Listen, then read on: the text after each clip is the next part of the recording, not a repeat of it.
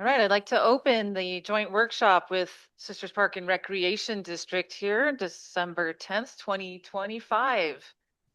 I'd like to say welcome to our friends at the Sisters Park and Recreation District. And we've been wanting to host a joint meeting with everybody for a while. And so we finally made it work. And so I'm excited to have you and talk about a lot of shared interests and projects we have. Do we want to do any introductions or? Yeah. Okay, we can go around, and with our microphones, you got to push the button, turn on, the red light comes on, and then you want to talk pretty closely to it. This is fancy. Yeah. I'm Bob Kiefer. I'm the board president for the Sisters Park and Recreation District Board of Directors, and I've been serving on our board for maybe 10 years. Yeah, for 10 years. So it's my pleasure to be here with you today, and looking forward to the discussion and learning about what's going on with the city, as well as hearing about all of our exciting plans. So thank you for having us. I'm Sarah McDougall, Council President. I'm Katie Bunce, Sisters Parks and Recreation member and sitting secretary. Thanks for having us. Michael Preeden, City Council. I'm Julia Sarver on the Parks and Rec Board, and Katie and I just started on July 1st, so we're still learning the ropes. So thank you for having us. Cheryl Pellerin, City Council. I'm Matthew Martin, Principal Planner with the City Community Development Department. I'm here to talk about Northwest Park here a bit in a little bit. Jared Lustig, Deputy Director with SPRD. Jennifer Holland, Executive Director of Sisters Park and Recreation District.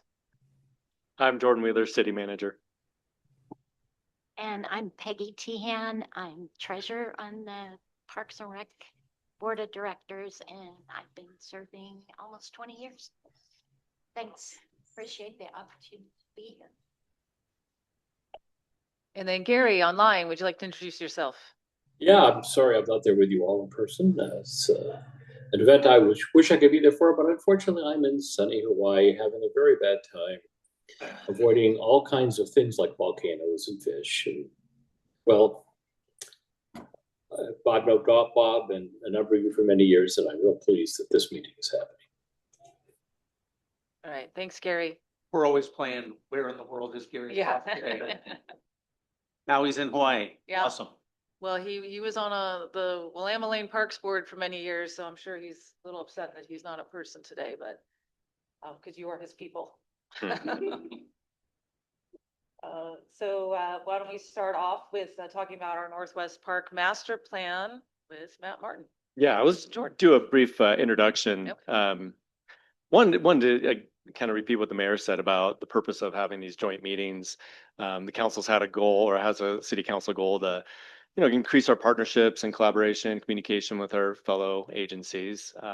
Your executive director and I meet on a monthly basis for coffee and kind of keep each other updated on what's happening. I know I've been to board meetings in the past, at least one board meeting, kind of give an update on city business, but you're part of the elected leadership. There's only a certain amount of bodies that kind of represent all of Sisters Country that have a lot of shared interests, right? And the council and we agreed having this opportunity for these boards to get together to kind of talk about things that are overlapping, things that we could collaborate and communicate more on, and not just at the staff level, but at that board level where you guys are setting policy and kind of the direction for the community into the future. We have a lot of things that overlap already, right? The city maintains parks, we build parks, and you guys do the recreation. And so one of the things that we're working on and planning on is this new Northwest Park Master Plan process, which I think you're probably pretty well aware of the history and the background there. But it's a 2.5 acre parcel, 2.2. Give or take, yeah. That was part of the Woodlands Master Plan, and then part of our Parks Master Plan to envision sort of a recreational amenity facility that could be at this site. The question that has come up quite often is well, the city doesn't do a lot of recreation program. We don't do any, right? We kind of create the facilities. We have the opportunity for parks. There's events that happen, the concerts, or big festivals. But it's the recreation district that, does the programming. Obviously, you've been growing with the new facility right across the street, neighbors. And, the question has come up, what are the partnership opportunities as we kind of put together this master plan to think about, working together on what this recreation facility could be and how that's operated? It's a big question, but you have to start somewhere, right? So this joint meeting was that opportunity to kind of update you on where we're at with that master planning process, but also kind of start that conversation of, is there an opportunity to partner on providing, more recreational programming and, services together as we move forward with facilities like this Northwest Park master plan. So I'll turn that over to Matt. I just kind of want to give that context for this item in particular is one of those great opportunities for how we can work together for our community. Yeah, thank you, Jordan. Yeah, Matthew Martin, Principal Planner, City of Sisters. I'm joined by John Champlin on Zoom. He's works for NV5, our consultant, working with us on the development of this master plan. And we've been working with John and his team since earlier this year in the spring to have a public outreach campaign and working towards development of this master plan and identifying funding sources and opportunities to move forward with the development of the park. Saw this as an opportunity to give you hopefully you've had a chance to kind of monitor or stay up to date. We've been in close communications with Jennifer on the progress of the project, but wanted to offer kind of our latest iteration draft conceptual plan as a result of our most recent workshop with the city council. So you'll see the kind of the latest and greatest on how we've developed kind of what we've heard and putting it into kind of layout and potential implementation. So with that, okay, we're going to speed through a series of slides, wanting to yield enough time for question and dialogue amongst the bodies here. So with that, I'll throw it to John. All right. Thank you, Matt. Yeah, as Matt mentioned, my name's John Champlin. I'm a landscape architect with NV5 and just honored to be with you all this evening, council and board members. So looking at the project, we've been working on it for quite some time. We had a very robust public engagement process, which provided feedback to us and information that allowed us to start to develop designs from. The first step in that design process was to look at 3 different design alternatives. Not going into detail on the first 2, but option C quickly rose to the top based on feedback from City Council, from the Parks Advisory Board, and also from the general public. We had a public open house to present the options. The reasons why option C was favored is because it's the smallest pavilion size of the 3, which generally the general consensus is that it fits better within the context of the site.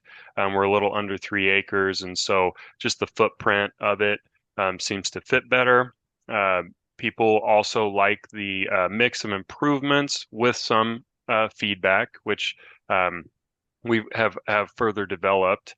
In addition to that, there were a few things that people didn't necessarily like the access only coming off of one street. A large event lawn in the center was a little bit too much.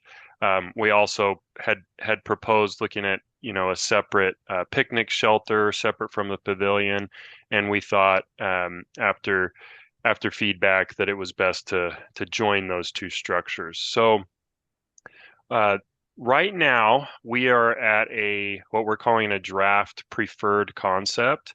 Want to definitely reiterate that this is a work in progress. So any and all comments or feedback are definitely welcome. We're actually looking at potentially slightly different iterations of this as well.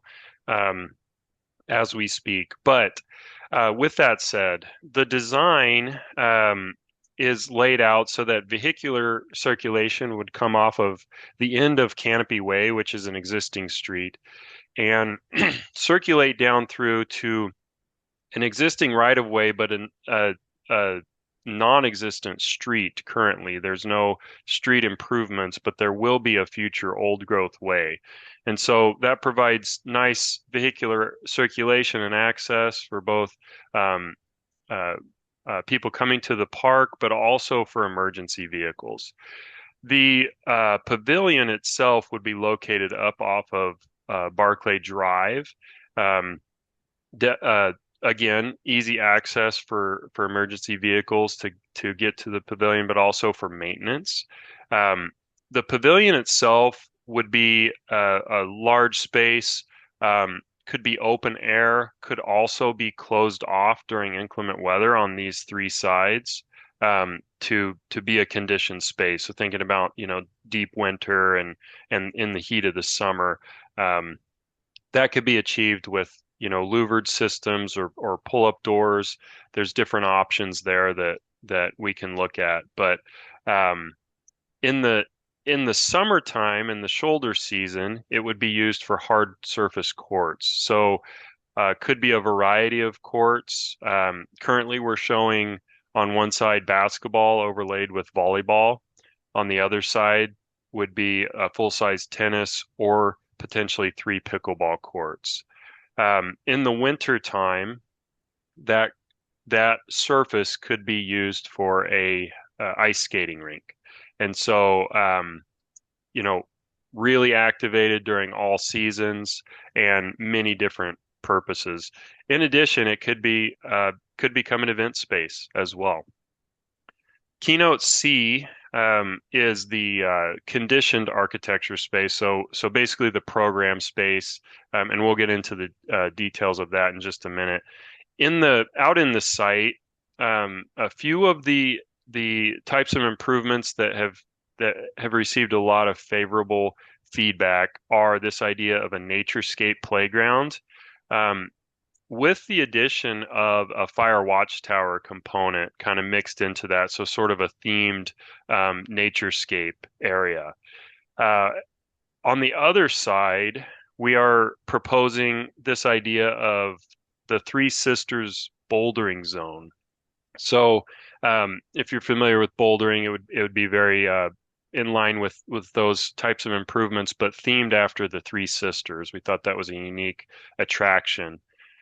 Keynote G would be an interpretive walkway. And so something that would weave through the existing tree canopy along both sides of the site, but could have some interpretive signage that could speak to the history, the environment, the ecology, many different options for interpretive signage there, but something that would really tie to the community of sisters. Here's some character imagery for what we're thinking the built improvements could start to look like. So very much in line with the timber structure for the pavilion. Again, something that could be opened up when the weather's nice, but could also be closed down. In the summer and shoulder seasons, the hard courts, also roller skating could be an option. The naturescape playground, pulling some inspiration from something like a fire watchtower that could be integrated into a naturescape. So all natural materials for the playscape, no plastic of any kind, really wood, boulders, and maybe just some metal for fastening. And here's an idea for interpretive signage for the nature walk. This is my understanding, one of the first, if not the first, fire watchtowers in Sisters. It's a stripped ponderosa pine with a platform at the top. So just kind of thinking about some sorts of historical elements that could be shown around the site.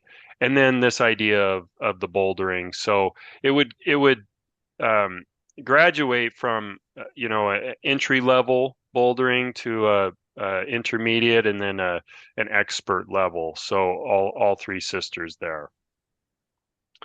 Here's a interject for a moment. I just wanted to note and maybe take a step back. As you saw with each of the three concepts and the preferred design, draft design, we have the pavilion, the ice skating rink. I just want to acknowledge that we were tasked with this project was to just explore the feasibility of a ice skating and multi-season facility at this location. So that's why you're seeing it in every concept, along with other improvements. And that's where that public outreach campaign really informed the other amenities that around and within the park, but also the multi-use aspects. So I just wanted to clarify why we're kind of committed to that pavilion and ice rink with each one of the concepts, but ultimately determined that the site, location, access, et cetera, just wasn't most appropriate for that full size, hockey size ice rink. And that's how we zeroed in on this smaller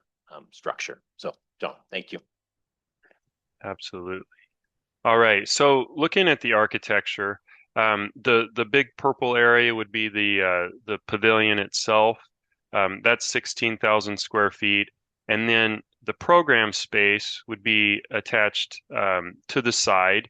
The entrance to the facility would be on the corner, which is where the entry drive came around. All of the pedestrian pathways lead up to this entrance location. Very flexible space. Fronting that would be concessions and ticketing, which would have windows to the inside, but also to the outside, just to allow flexibility. Next to that would be rentals. So thinking about skates, also sports equipment, depending on what actual sport courts or uses are determined for the pavilion itself. And so that would have counters to the entrance, but also into the pavilion. The center space would be the restrooms. This would be large communal for women's and men's.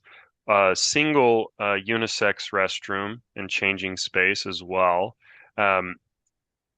3 individual unisex restrooms would front the park. So these would be doors opening out to the park, and so dedicated specifically to park users. But the larger communal restrooms would be for the pavilion use. And so, creating that division there on access. There would also be a bank of day use lockers, so just a place for people to come and sit and put on their skates and that sort of thing.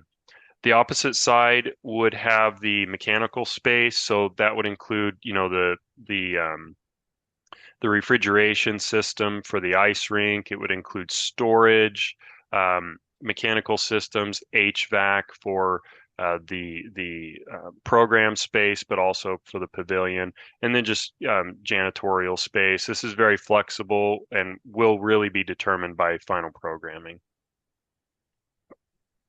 So one of the big questions along the way has been cost. So want to mention that these numbers are developed without the benefit of final engineering of any kind. This is truly conceptual, but is based in real world construction costs. So we looked at both direct construction costs and indirect, things like soft costs for future escalation, bonding, insurance, those sorts of things. In total, the price for the project is coming in around 9.6 million. One bit of feedback we got in our last meeting with City Council was, well, what about phasing? Could we consider building the pavilion later? So we broke out the costs for looking at what it would take to build the site improvements, so the parking, the playscape, the bouldering, small lawn area, and all the pathways. That's coming in right around 1.3.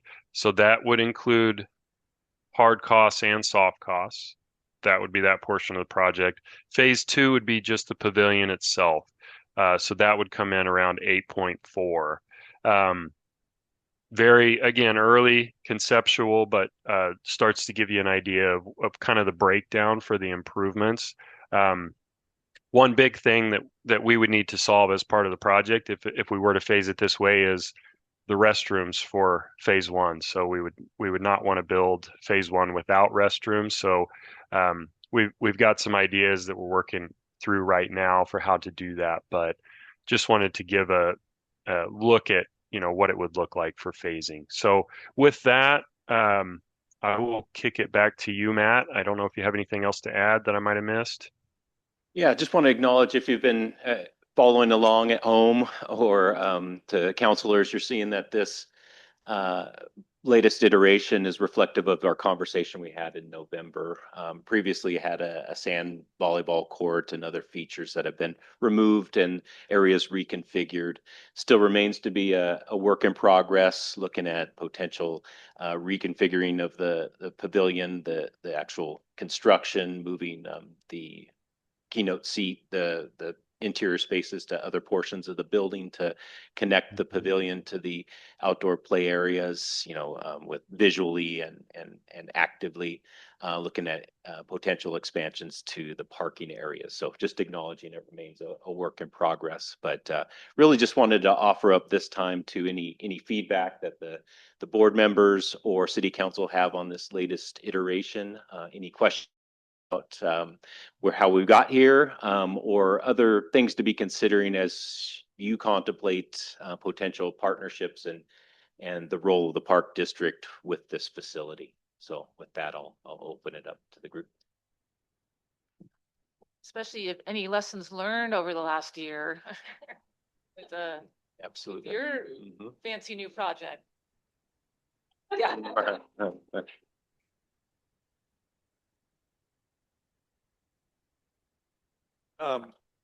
Well, thank you for the presentation, and I sat through I think it was the November or October open house that you had, and heard some of the concerns from the neighbors there, and downsizing things.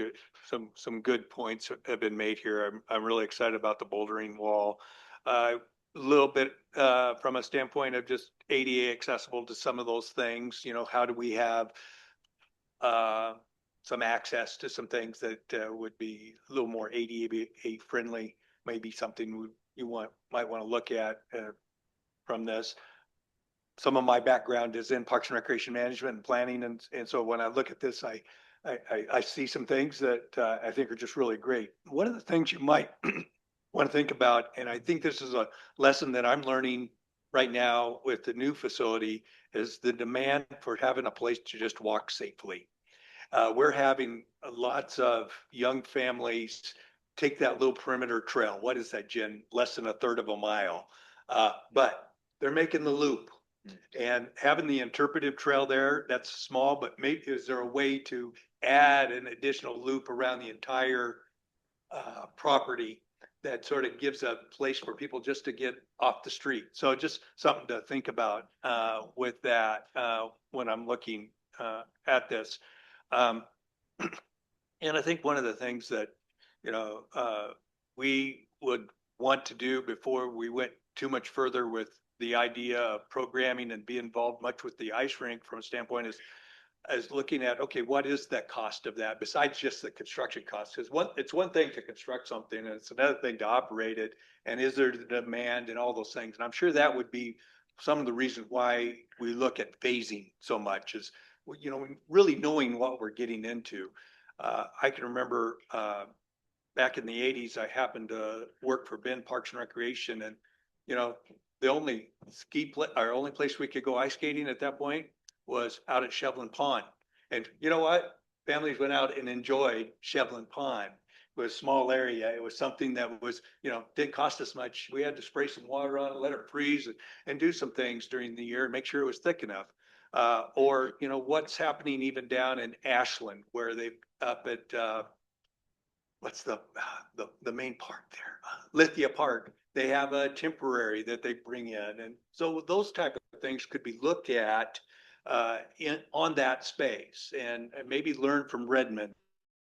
I would just hope that, and I can't speak for the whole board. I'm speaking just as Bob is really having some really good analysis on anything that we do with the ice rink. It's almost like bringing in a swimming pool. There's a lot of mechanical pieces to that and a lot of cost. And how does that work for us? I'm not saying no, I'm just saying we really need to know what we'd be getting into. And if the park district's going to be part of that, how that all works together. And tonight is just sort of so rewarding to me to have a collaborative meeting and having us all in the room and being able to look at these things together and say, oh yeah, that may be something we should be thinking about together. So I appreciate the opportunity to at least give some 2 cents worth here. Appreciate that.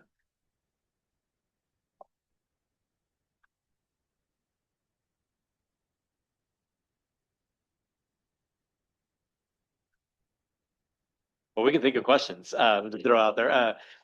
The idea of sort of the seasonal ice rink, I think it was part of the conversation the council had with phasing as well. Could that space, where the building is located, just be asphalt, for several years, and we try out, what is it like to try to operate an ice rink on a seasonal basis, sort of bring it in, have that as a seasonal activity in the winter, and then program, outdoor programming or something on the other parts of the year. Because I think we're sensitive to those exact, questions of one, the capital costs, but what does it cost to actually operate those things? Even a temporary, ice rink, like I said, could be costly. And you point out all the different, you know, mechanical stuff, the energy costs, and then paying somebody, concessionaires, whatever, the rentals, things like that, that add up.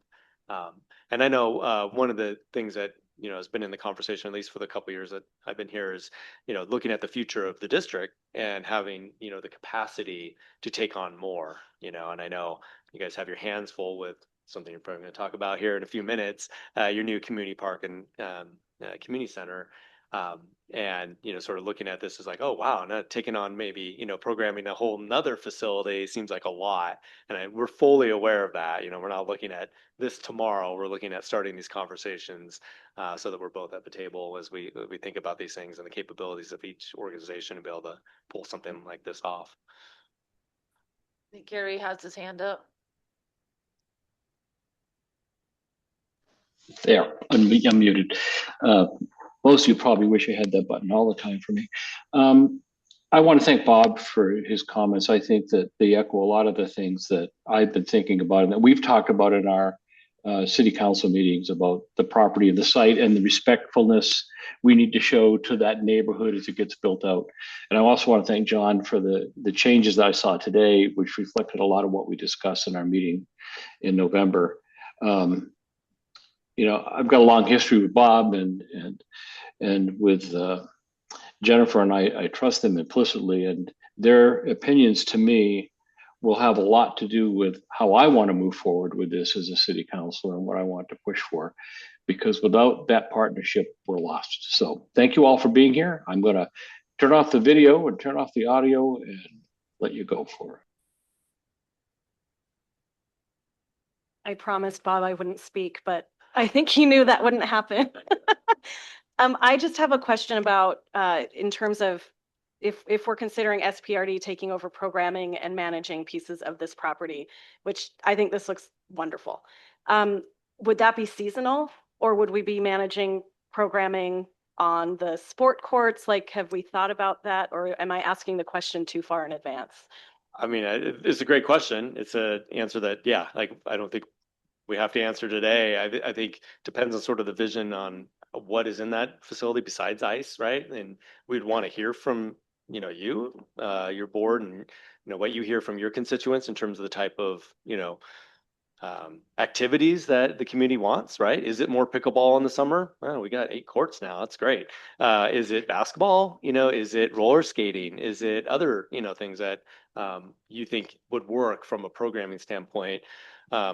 Because it takes a lot of money to operate these things, right? And you got to look at, okay, what's the return on that? What's the fair kind of price structure for running programs? Is it summer camps that can happen in there? So I think that's part of what we're starting here is those conversations of like, what would that look like both in winter and in summer? And what would be the role of SPRD in that? I would think Just thinking about it today would be, probably looking to you guys as, operating something year round, if that makes the most sense for you to say, yeah, like we can think of summer programming, we can make programs in that building in all seasons.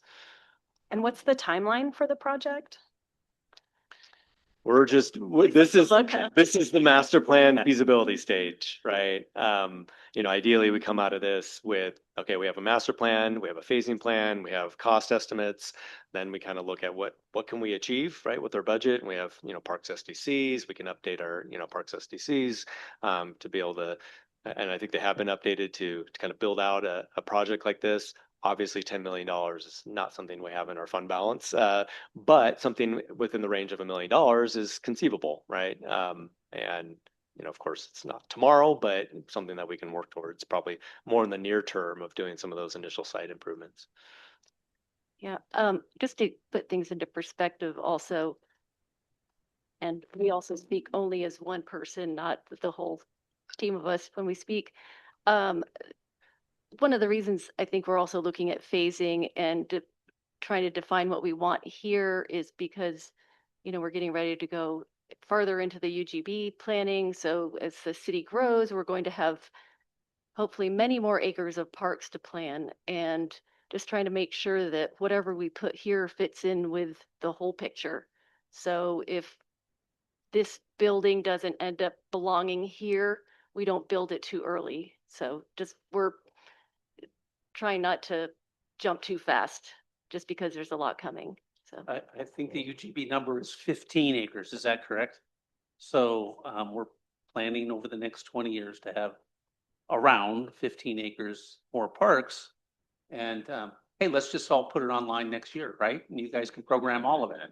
No, that's not how it's going to work. And, we all realize that other people are going to make decisions down the road. Other city councils, other SPRD board members are going to make some of these decisions down the road. We just have to make the right decisions now for what our long-term thoughts are. And honestly, from my perspective, and I'll speak for the rest of council a little bit, and that is we want to strengthen our relationship with SPRD, encourage you guys to do the programming you guys want to do, and hopefully we can together kind of come up with the best ideas for the community, because I think city council by itself in a vacuum is not the best. And I think that SPRD by themselves is also weaker than all of us working together and just trying to make sure we're doing right for the whole community. And that includes things from your side as far as taking on more programming. We don't want to build stuff and just have it sit empty or whatever. That doesn't make any sense. So we can't afford to do that as a city, and you guys can't afford to just willy-nilly take on programming. So here we are having a good discussion about it, and let's be great partners and continue doing what we have been doing, which is strengthening our relationships and working together. And I think that when we talk about the new park here, you guys are going to talk about that here in a minute, right? So I can't wait to hear what you guys think about how it's gone so far. Well, thank you for this opportunity to share and the comments and questions that you've raised, all important things to consider. We'll continue to refine the plan. Our schedule for the master plan is to finalize this by February, March of next year. Our next steps are to refine the plan and go into the cost analysis on what that cost is, where those funding opportunities and mechanisms are, either existing or potential through other grants or other new sources. And if any comments or questions come up, you can funnel those directly to me or through Jennifer, and we'll consider those, and we'll certainly look to provide updates as we get closer to this final plan. So thanks again. I just had to get one more ahead of you, Julia. Not really. I just wanted to thank you, Michael and Mayor, for having us and for your statements about us working as a collaborative group. And I think starting early in these processes really helps. So as we think about the 15 acres in the UGB, let's be talking about that when we first start, and because it impacts both of us. And as we continue to grow as an organization, with our very limited funds, we'd want to be able to know how that's all going to work for us and be able to sustain it. And so those will be important pieces. So if we could start earlier in these processes, that would be great. Tonight is a great start on this one. And I know that, you know, years ago, there were some preliminary discussions about how this might work, but the site plan happens and the development happens, and now we're here. And so just getting started early, I think it would be really advantageous to the Park District in this collaborative effort. So thank you for those comments.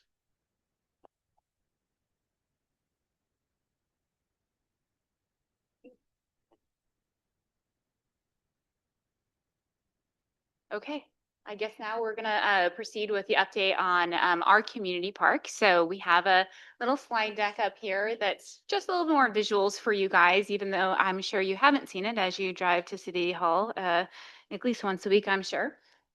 So we are really excited to be to the closing phases of the development of this community park.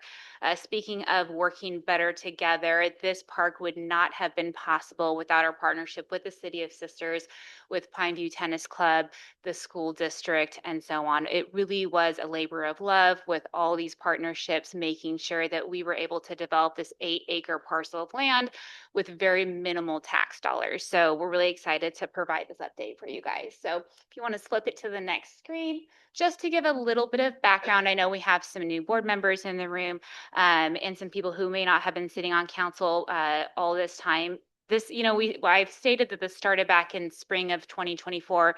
Honestly, it started way before then. I feel like my first day at SPRD, I was approached by community members telling me about the fact that, oh, the school district's going to go out for a bond and get a new elementary school, and that would be a great location for a community center and a community park.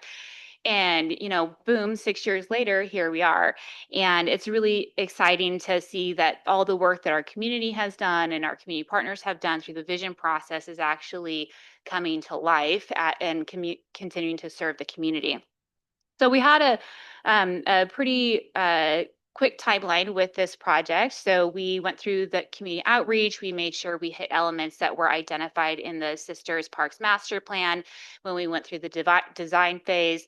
And it was really just contingent on funding, because most things are. And so we were able to use our conceptual design to get a local government grant that funded $756,000 of this project. And as you guys know, local government grants require a matching component. Because the size of our district is actually larger than the city, our component is a higher match than what the city requires when you guys go out. So we had a 40% match requirement. And we were able to get that match requirement from the use of the City of Sisters allocating SDC funds to us. So thank you very much. As well as a sizable donation from Pineview Tennis Club, which is actually a pickleball club, and to clarify, and then some donated labor from the school district. So this whole project, in addition to that, we actually identified some additional field improvements that was going to cost about $50,000 that we worked with the SOAR Foundation to raise that money in record time, I will say, so that we could add some field improvements to this park. And so this park is a $1.3 million construction, all in with design and all that stuff, with very minimal pull on tax dollars. So we're very excited that we, you know, just probably like $70,000 actually went to funding this on the general fund. All the rest was through all these alternative revenue sources. So with that, you'll see these two little improvements here, which I'll talk a little bit more in a second, but that's our pickleball courts that we had there, and then the playground improvements. So our board approved some site amenities that they wanted to make sure that we had, and these site amenities were identified through an outreach process, which you guys probably were involved with. And we took that information and we weighted it based off what was feasible. We were very clear with the community about what we could and couldn't do. And what we could do is we could build structures that were sustainable through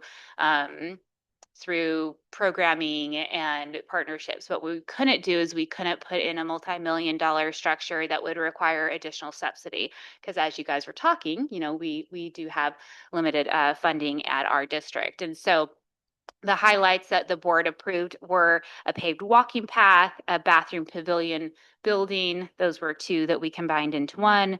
Field improvements, basketball court improvements, pickleball courts, and an improved play area. And if you haven't had a chance to walk the park yet, you'll see that it's just a really nice, a nice layout of all those amenities. When we first were designing the space, when the roundabout came in, there was some property that was switched over to ODOT, rightfully so that we could actually make that roundabout feasible, but it kind of left a weird shaped property. And so we just had to go with what we had, and we were able to fit those pickleball courts in right into the cove of the facility. And if you've been over there when there is pickleball going on, I know one of the concerns from the city as well as our board as well was with the potential sound of pickleball. And I have a little, if you're not sure what pickleball is, I forgot to show you my little prop. It's just my little fidget right now. But it is the way it is stationed, or the way that it is tucked in by the building, and then with the road traffic, we can barely even hear it from the parking lot. So we're very pleased with that. Granted, it is not full swing of summer play, but we are still very pleased by that. We did have to make some design change, we did have to take some things off the list. So I came to City Council probably over a year ago to talk to you guys about the thought of you guys contributing to this project. And we went over all the elements that we were planning on putting out there. But when we got through to the schematic design, obviously all these cost estimates started coming in, and things started being a little bit more higher than what we thought they were going to be. So some things that were kind of pushed off for now until we can secure additional funding is a covered basketball court. We did do the basketball court improvements. They look great. But the cover was like $500,000. It was quite so quarter to half million. It's quite a sizable amount. And then we also had to put a pin in a storage shed. Jared's very upset about that. And as well as additional play equipment. You will notice that we still designed the play area to where we can add an additional piece. The way it was before, it was great for elementary school, but it was very spread out and didn't really allow to maximize the green space. And so we were able to remove some of that equipment and really maximize that green space that is out there. So we hope to be able to add some of that stuff over the next few years as funds allow. But what we're seeing is, we've had a soft opening already as we've had our final. We haven't completely closed out the project, and I'll explain that in a minute. But as most of the amenities have been completed, we did a soft opening at the end of October. And if you come by on any sunny day, you will see people of all ages playing pickleball, walking the path on the play area. Luckily, we haven't found anybody on the grass yet because the grass is still baby, and we are trying to give it as every opportunity to grow before spring, because we would love to have spring soccer there. But the seeding of that grass, took a little bit longer than we anticipated, and we want to give it its best chance to not have to be reseeded later in spring. So if you want to switch to the next slide, the work in progress, even though our project is on budget and within our time frame, we have a little bit of a delay with this facility that you see here, the bathroom pavilion, and it has to do with doors. Who'd have thunk it?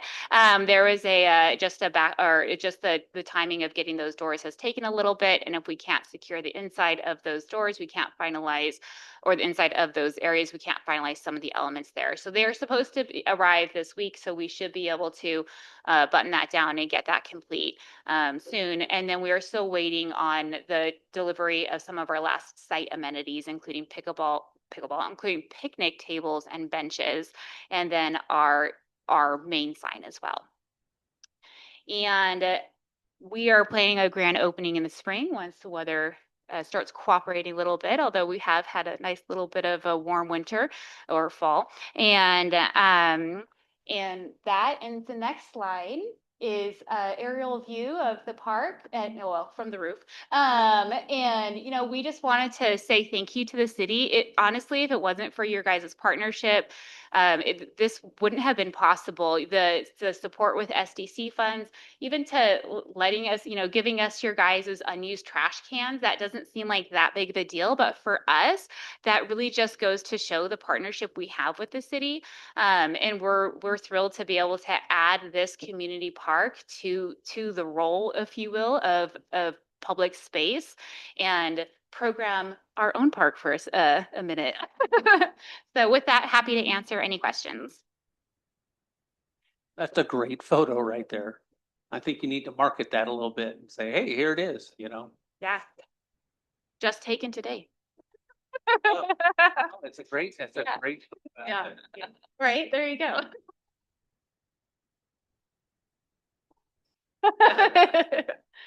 So is that building going to have more walls added, or is that just the front piece there is the bathrooms and then there's a patio cover? That's correct. It is a covered picnic shelter, basically. And so we combined the two because we were going to have separate units, but it became cost prohibitive to have it that way. And so it was actually made more sense to build a stick-built building that met the size that we were looking for.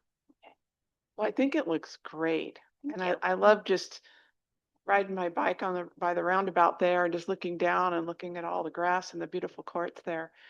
And kind of unrelated, but I want to say thank you from I would assume everybody in our community would thank SPRD for being really flexible during the flat fire. And I don't know if you had a choice in the matter or not, but having all those firefighters being able to take a rest and have some respite there during the day, plus all the trucks that were all parked there. Really grateful for that. Yeah, it was a pleasure. We're glad to be able to help. Yeah, I'm sure it was a little disruptive, but it seems like you made it happen. So thank you. We got a lot of stuff done because they were sleeping during the day. So Had to tiptoe around it. yeah. The snoring firefighters.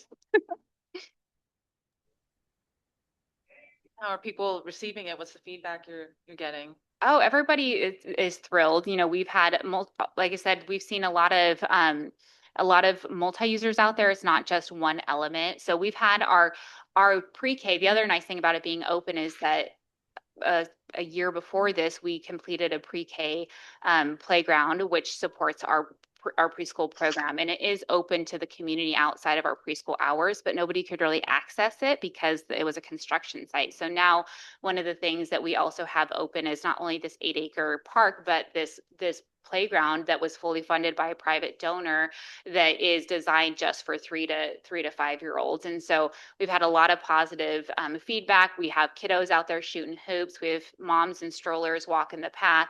And you know, I had to hop in on, I think it was Black Friday to prep for the parade, and the whole courts were full of pickleballers. And I was like, okay, well, guess not everybody's shopping today. So, but no, and we've even had people come in and ask to borrow equipment to play pickleball, and we have the stuff there, so we let them check it out. And we've had new people coming in and just tourists in the area being like, oh, how does this work? And so I think not only is it great because to serve the community, but people who have never engaged with us before are we are a little bit more visual.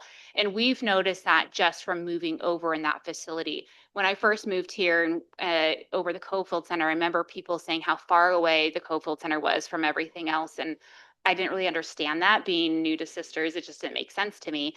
But now living here for 6 years and understanding how the flow of traffic is and how, unless you have a kid in school, you really don't go on McKinney Butte, that area. It makes a lot more sense. So we're seeing a lot of new faces. We've actually had to expand our fitness classes because of all the new faces we're seeing in here. We went from 5 fitness classes at the Cofield Center to 11 fitness classes, 10 or 11 right now a week. And so the community center and the park combined are just really, we've been getting a lot of positive feedback. So. Nice. And I know this is more interior, but how is working with the other leases in the building? It's been good. It's been interesting along the way just because, you know, we are working together. The nice thing about all the users in that facility is we all have a shared vision to support kids in the community. Treehouse Therapies is through, you know, behavior and occupational health, and Soul Blossom is through childcare, and then the Promise of Preschool is obviously through preschool. But altogether, we've been able to work collaboratively. You know, there's always some growing pains, but we all know that we're here to serve the community, and it has been lovely to have Treehouse Therapies in there. I appreciate the council for making that language adjustment, because we are seeing a lot of kids coming in and getting services, and we haven't been able to do this yet, but we will be working with them to be helping train our staff so that our staff are better prepared to help kiddos who are experiencing some of those challenges, which might lead them to be going to occupational or behavioral health. So we really appreciate that. Is the outdoor park locked at night? You have a gate around the whole thing? No, it's just like any other park in the community. It's from dawn to dusk. We have the ability to lock off the individual pickleball courts if needed, but that's not something we intend to do unless we have a major concern or it's closed for maintenance. The bathrooms will be one of those things where, you know, it'll be again on a timer system from dawn to dusk, and as long as people treat them kindly, they will continue to be that way. So that is one of the things that we looked forward to learning from the city about how to best manage outdoor restrooms. It wasn't on my bucket list, and but now we have it, and so we just want to make sure that we have that amenity and we can keep it as clean and protected as possible, because we know that sometimes they can be a little bit of a challenge. But part of the reason why the design looks a little different from the original is we wanted to create a little bit more space between the facility and the bathrooms so that there wasn't as much of an opportunity to make poor choices and be hidden from people. And we also have a nice security camera that's right there that looks right at the bathrooms also.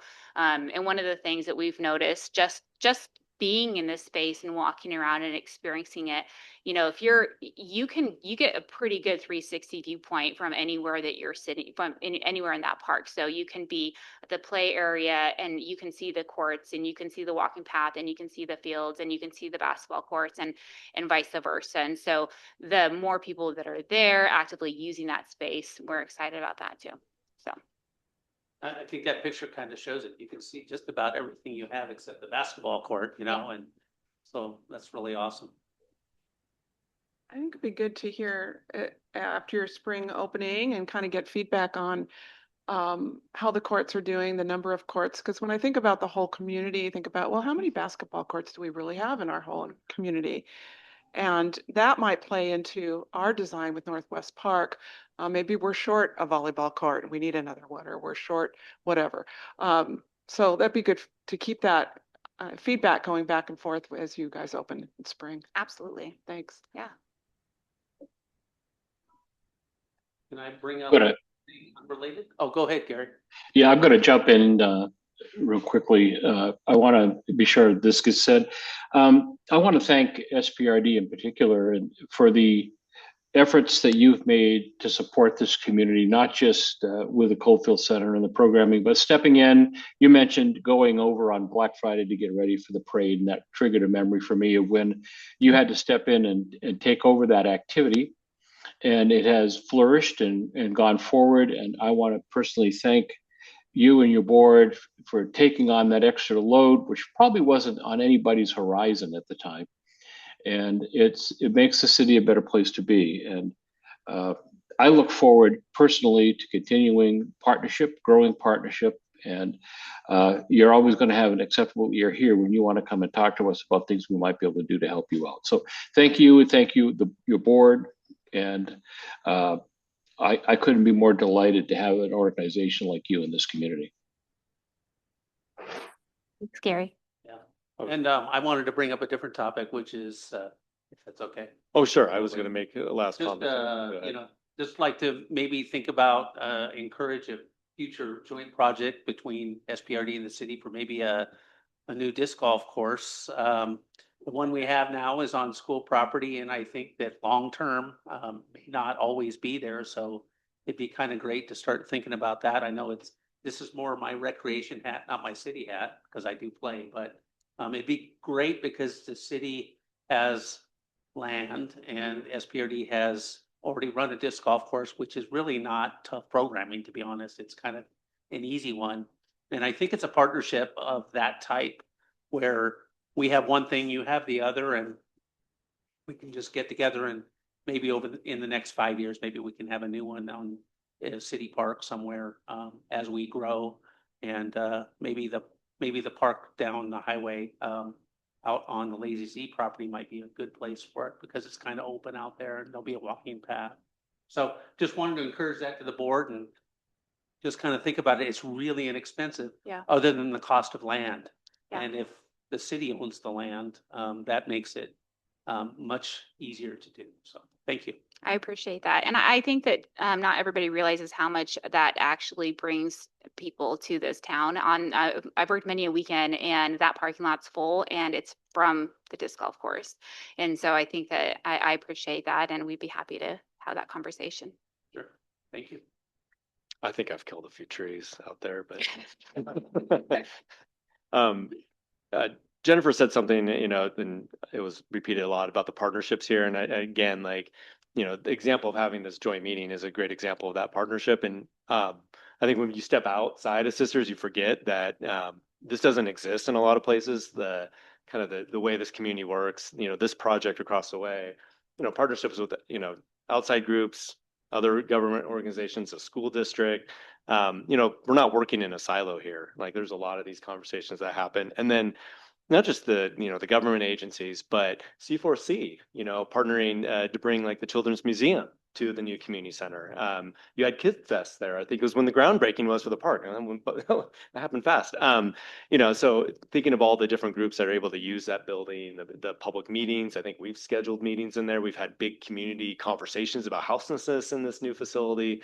So thank you for, moving ahead with, working with the school district on that and, opening your doors to other groups and stuff that, there's a lot of them in Sisters and there's a lot of those opportunities. I think it's going to continue to get popular and folks are going to want to use that as a resource. So thanks. Absolutely.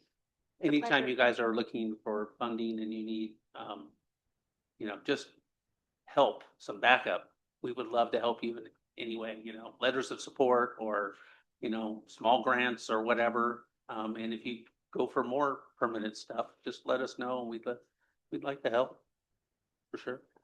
We're going to hold you to that.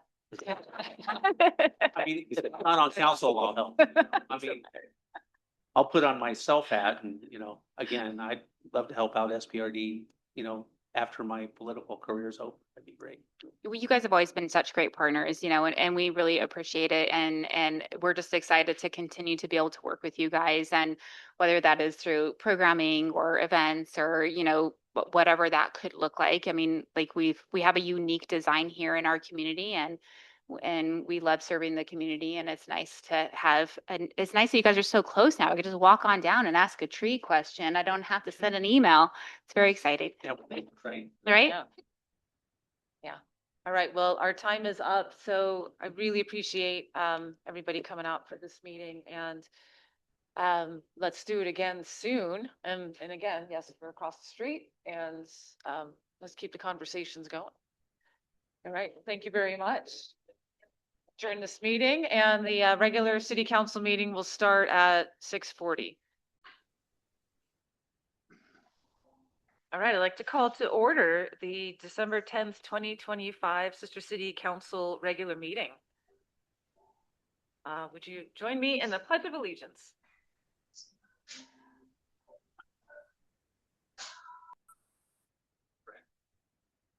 I pledge allegiance to the flag of the United States of America and to the republic for which it stands, one nation, under God, indivisible, with liberty and justice for all.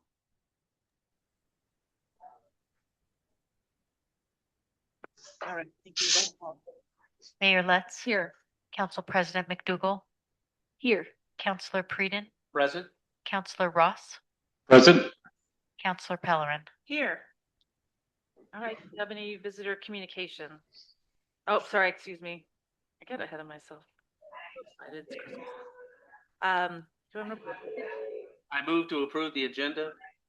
I second. I have a motion and a second. All in favor, say aye. Aye. Aye. Heard you, Gary. All right, now do we have visitor communication? Yes, Mark Dickens.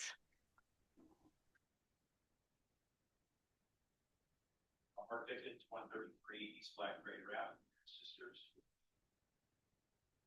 Okay. Council, Mayor, thank you for getting to speak. I'm just going to touch on something here real quickly that kind of ties in with what was being discussed tonight. The primary goal of the project is to make the City of Sisters more welcoming and sustainable for young families. The project objective includes creating affordable workforce housing opportunities and a significant 3-acre public amenity for the community. Anybody want to guess what that was? That was the pitch that was given to the City of Sisters over the Woodlands project. And they've already shown to have failed spectacularly in meeting their housing objectives. There's nothing about that that's workforce housing. But it makes me wonder, what was this 3-acre amenity that they were referring to? Maybe it was something that the city should put them on the hook for to fund this $10 million project and not let them, bail on that. So anyway, something to think about. So it looks like we learned last or 2 weeks ago that the city has destroyed my approved and permitted house plans from 2008 that fortunately I was able to review in 2016 here at the city, which begs the question, why would this prompt the staff here at the city to reinterpret the project drawings in 2025, some 17 years later after final approval? Secondly, what would give staff any rational reason to tell numerous prospective buyers of my property that the house was not legal? Given the fact the approved plans were never even available to make an accurate determination prior to making these statements, I would describe the actions of staff to be reckless, irresponsible, and highly unprofessional. This combined with what I describe as a very corrupt, dishonest, and vindictive county building official, Randy Scheid, who I've discussed many times, who has repeatedly lied and abused his authority to harass and threaten me and my property. The result has been I have suffered great financial harm, including having to file bankruptcy to defend against my lender, my home against my lender, who was directly threatened by county legal Adam Smith that county would foreclose on their improperly and very likely illegal fines placed against my property. Every single day this continues, I am being harmed financially. And I'm going to repeat that. Every single day this goes on, I'm suffering financial harm. Which brings me to the point of, why is the City of Sisters utilizing this agency, this county agency?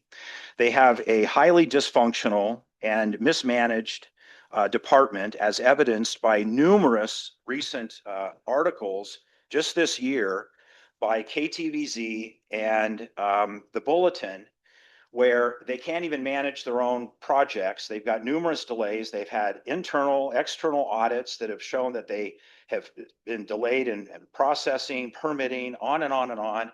The director of the department that the City of Sisters relies on is begging the county to about $2 million in their general fund to make up this deficit. He has said that they should start thinking about future service levels it wants CDD to provide for the community, especially if reserve funds diminish significantly. Well, they've laid off dozens of staff, and here's the City of Sisters relying on the county for this stuff. So I think in large part, the city really is responsible because this is your subcontractor. I would give some attention to this memorandum that was signed back in June 2nd of 2016. I'm being forced into a very difficult situation, as I've said, and if this is not resolved quickly, I will intend to fully file a lawsuit against the city and the county for substantial damages, and to protect my legal right to sell my property without further interference from the county or the city. This is another highly relevant document that I would really encourage you. I'm in full compliance with this, where the county has said that they'll close out the court enforcement action, which is what's showing on Dial. That's what's interfering with me being able to sell my property. I believe county legal department would love to get this resolved and go away, but the building officials refusing. So again, the city has a responsibility. I'm a resident of this town. I think it's time to re-examine this contract, this memorandum that you have that was executed in 2016. And maybe it's time to allocate some resources and start doing this stuff in-house and get your own attorney. The outside legal counsel that you contract with is $250 an hour. There's no incentive for them to resolve these things. They have an incentive to perpetuate litigation because it's profitable for them. So please take this seriously. I'm really getting tired of coming in here. I'm sure you're tired of hearing me. So again, thank you for letting me speak. I'm looking for a response to my last email from Jordan Wheeler, and I'll see you again in 2 weeks. Thank you. Thanks, Mark. This is our only meeting this month, so just so you know. Michael? We live in a place where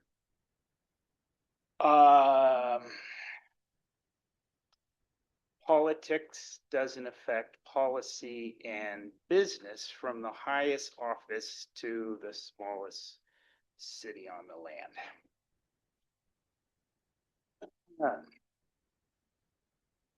This society you are part of, the Western Hemisphere of this world, is a place I have personally met only a few people with real, genuine, universal soul. They also did not and could not fit at all into its collective inheritance, its beliefs, behavior, habits, culture, and religion, and its brutally planned, backwards, twisted, destructive disaster. One person particularly stands out, and she was only 17, right here in town, which she did say she wanted to leave, though not the way it happened. Her birthday is this week, though not here in the flesh. She would be 23. And she would want me to say, perhaps in better words, though I'm incapable of fine eloquence in front of an American audience on such an important issue, that people, you need to pull your head out of your horribly insulated ASSESs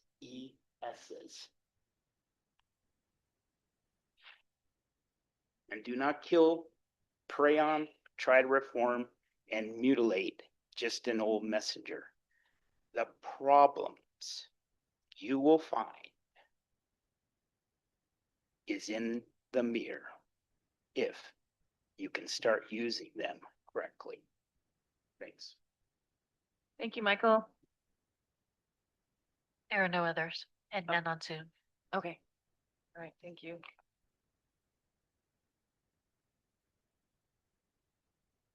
All right, we have no presentations this evening, so do I have a motion to approve the consent agenda? I move to approve the consent agenda, which includes minutes from November 13th, joint BOCC, and November 19th workshop and regular meeting minutes. A second. Motion and second. All those in favor say aye. Aye. Aye. All right, thank you. All right, we're on to council business. So first up is resolution 25-16. Probably be our last 20-something. Thinking this year. This is our master fee schedule update, and then Joe O'Neill, Finance Director, will walk us through it. Yes, thank you very much. So I'm going to open a public hearing first. You have that opportunity. Now a staff report. All right.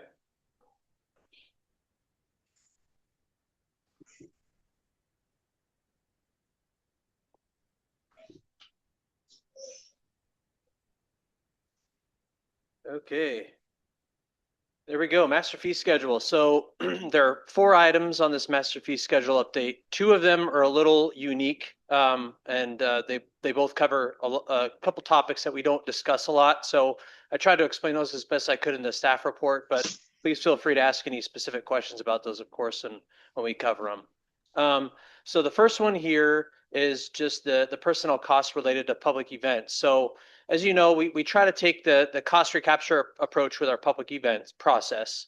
And so the public event promoter or operator will give us a deposit based on the size of the event, and then they will have certain fees associated with the event, such as,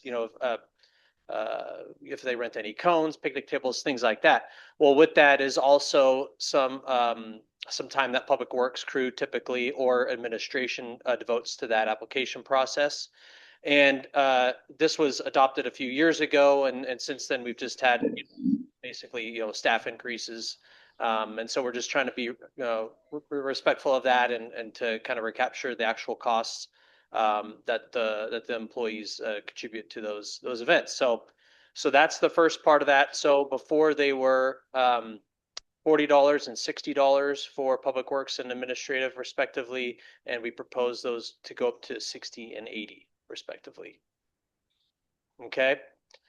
Any questions about that? Pretty straightforward.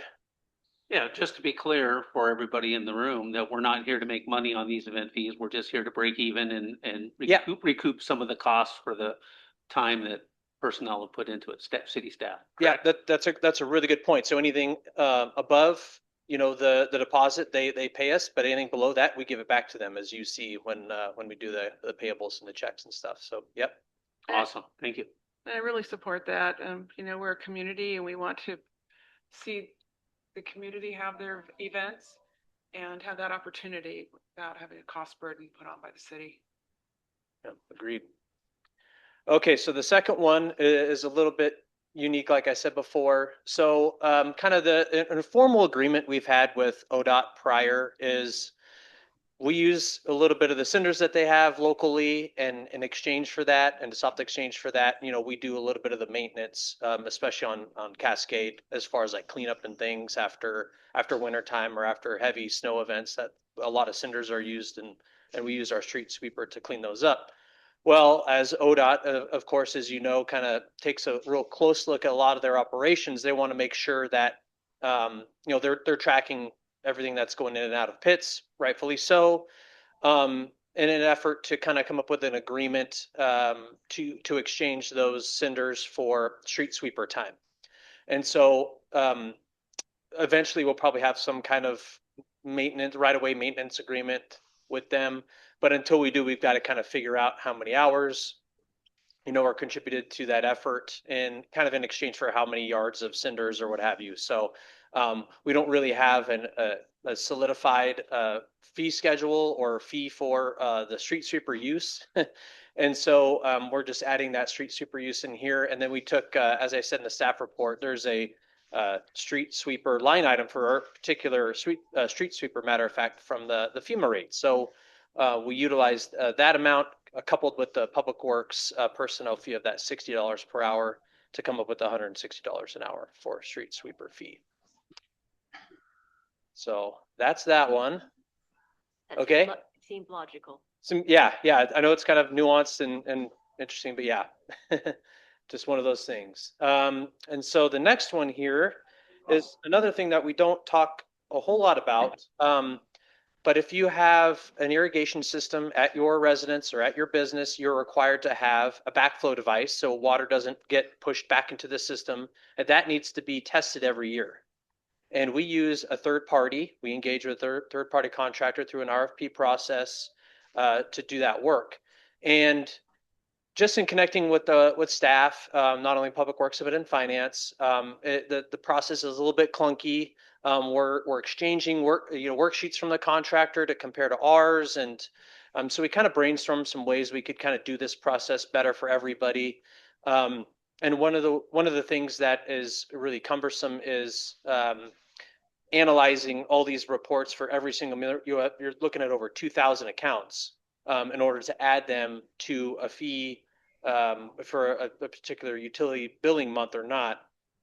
And so what we came up with and benchmarked with some other cities is adding that fee just monthly. So on every residential customer's bill that has the city do the backflow test for them, there will be a $1.07 fee per month. And what that does is it also provides a lot of equity towards the timing of the testing. So in other words, you know, you might have somebody that maybe moved into a house in the fall, and is getting billed for a backflow that was, you know, conducted in July or something. I mean, that's how long it was taken to get this stuff kind of administratively done. So that'll make that part, I think, a lot more efficient. It's not going to change the cost at all. It's just the way that we apply it. And then we're able to do a lot of adjustments much easier that way too, instead of going back through every account and applying it manually. So. Okay, Gary has a question. Well, actually, just a comment, I want to say that this actually is about the cheapest I've ever seen for backflow testing. I've paid for it out of pocket in other cities, and I can't believe we're getting it for $12.85. So I think this is a great deal, and I like the plan. Yeah, thank you. And that's a really good point that Councilor Ross brought up. You can do your own backflow testing. You can have a plumber or irrigation, a certified person do it. It usually is more than $12.85. So most people just let us do it.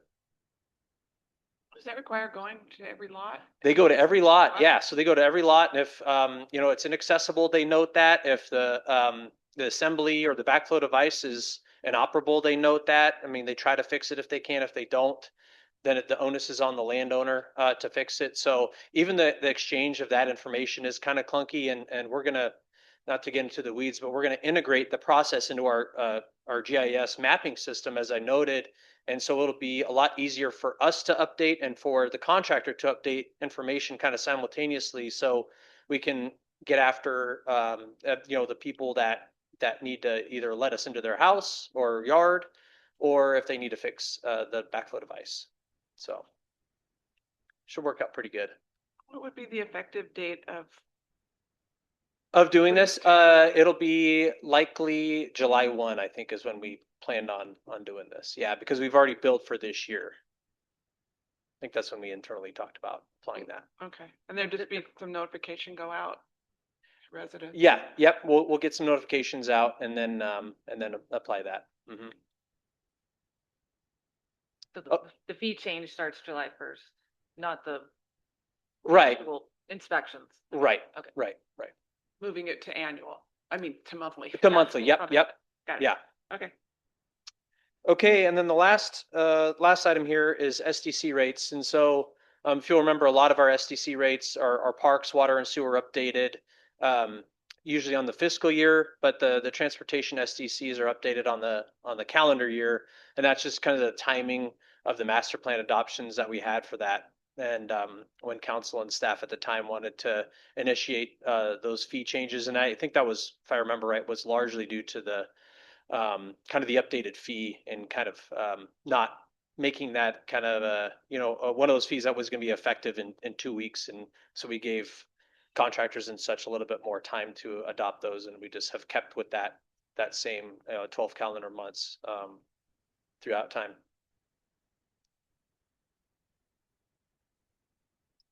And that's it for master fees. All right. Anyone have any other questions or comments for staff? Okay. Do we have any public comment?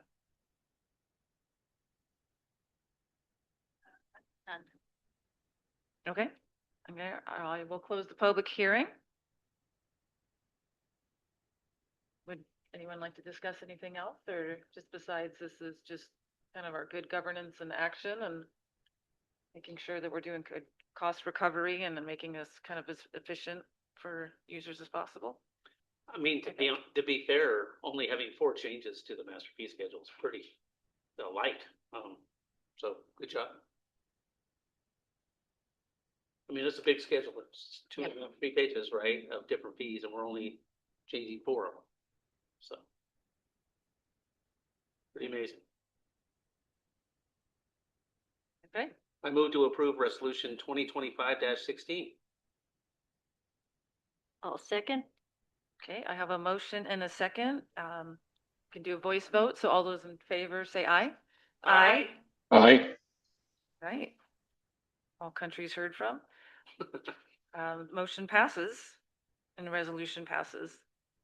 All right. Thank you very much, Joe. Awesome. Yeah, thank you. All right, up next is conversation continuing about the Sisters Recycling Center. with City Manager Wheeler.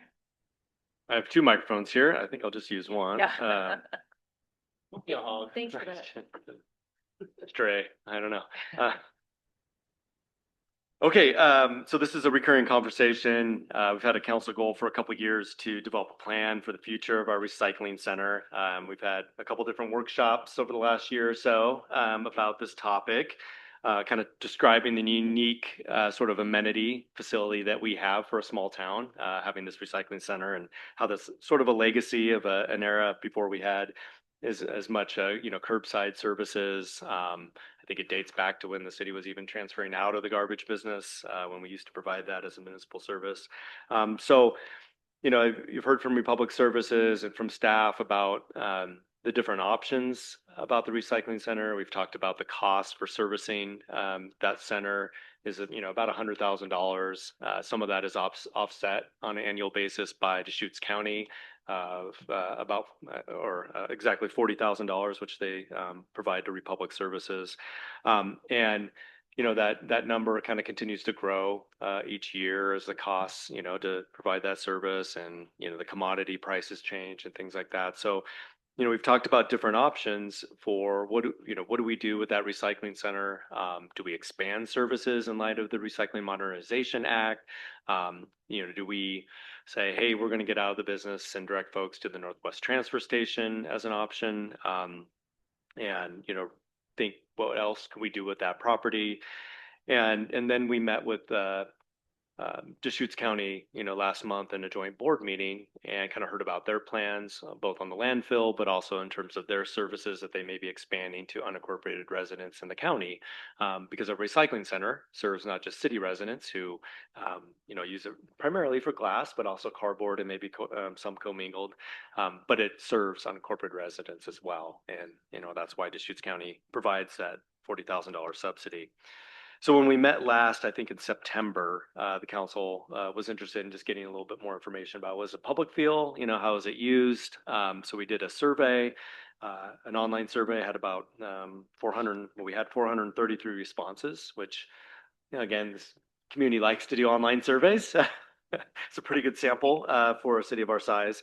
And, I included in the staff report as an attachment the survey results, and, happy to hear your reflections on that. Some of the key, results that we heard is kind of interesting. I think folks recognize the convenience of having a facility like that within their town, especially if you have additional cardboard you need to get rid of that week, or the fact that there isn't any other place to really take glass besides driving out to, Friar for the transfer station. So, when looking at the price of, closing the recycling center at $4 a month versus keeping the recycling center at, $2.50, I think folks are responding to the survey in that sort of way with that convenience factor in mind and saying, yeah, it's worth it, to keep that recycling center for a few bucks more.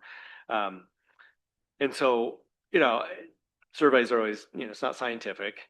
Folks that are probably pretty engaged, often respond to surveys first and give their thoughts. The other thing that we, asked about was, recycling additional materials like, the new the plastic film and some of the other plastics that you can now take to the transfer station. And would they, do that? And again, I think convenience is a factor. I think a lot of people don't use the transfer station from Sisters that often. And I think in them thinking, oh, now I got to take my glass and everything else, I'd prefer to have the convenience here in Sisters. So I did provide a recommendation in the staff report. It is not a long-term sort of solution, I recognize, for what we should consider for the future of the recycling center. But I think there's still too many variables for us to kind of have a long-term path, unless the council decides, no, well, I think we're ready to make a change or make a decision tonight. I think given there's still the RMA that's evolving, the Modernization Act and the different opportunities there for additional depots, perhaps here in Sisters or other private businesses getting into that, business. There's still options to explore with glass, I think. And then given the county's, movement towards doing commingled recycling in unincorporated areas, Our recommendation is let's continue status quo with the recycling center. Republic had provided some costs of what that would cost to continue to service the recycling center. And I think there's some options we can look at of, in terms of the rate structure between residential and commercial to make it something that's reasonable for everybody's bill. I think we can recognize that commercial businesses do use the recycling center in terms of cardboard, especially in glass. And so pushing some more costs onto the commercial customers is probably, something that is reasonable. So this would look like, if the council decides to kind of do this sort of interim sort of step of renewing an agreement, we'd probably look at a 1 year, 2 year agreement with Republic Services to continue to operate the center, and then come back to council with that agreement and a resolution for a rate increase, on one of these options for how we spread that rate increase.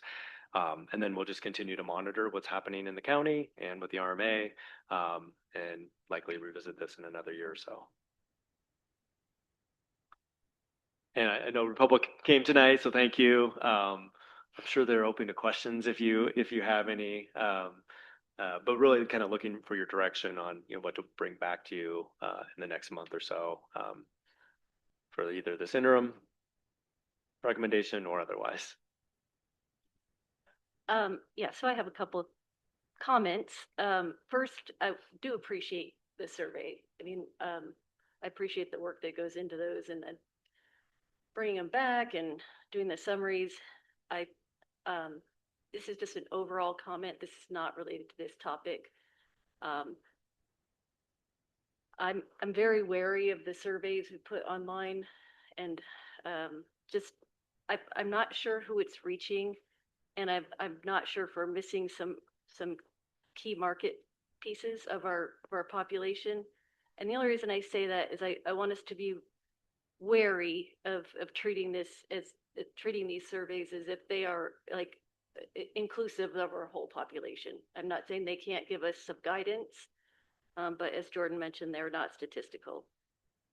Anyway, that's just like an overall theoretical comment. I do appreciate that the county is moving to doing the commingled in the unincorporated areas. I think that's a huge step, probably toward getting some of the volume out of our recycling center that we have today. And I appreciate the fiscal analysis, the different options that we might use to keep the recycling center open for at least another year while that process rolls out. I think that knowing that that's coming probably in the spring, pulling the recycling center at this point would be really not good timing and not like really smart timing either. So I like the part of the proposal where if we looked at a 1 year contract with the option to renew for another year, so we could see what comes up, over the course of the next year.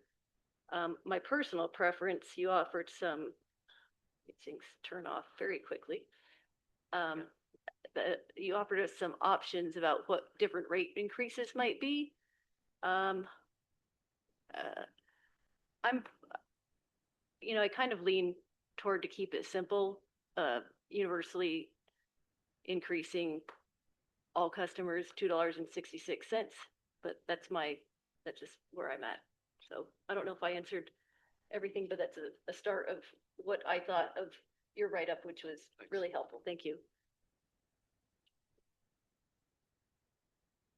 Well, I concur with Councilor McDougall and her lovely sweater.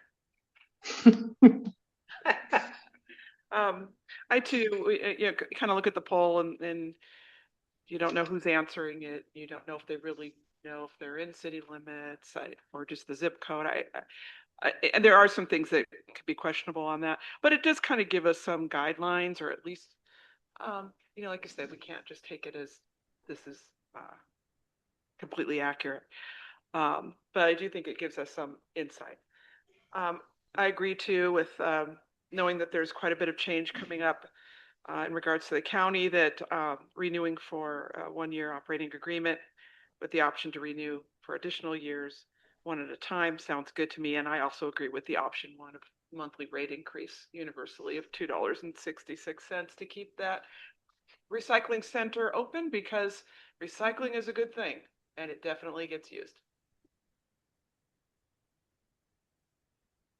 Gary? Yeah, I kind of echo what you've Jamal both have just said. I'm okay with either option one or option two, but I like one better. I think that and I agree about these cost and comment surveys, the same thing. We don't have a lot of ability to target specifically what the areas that we want to do, although it's close.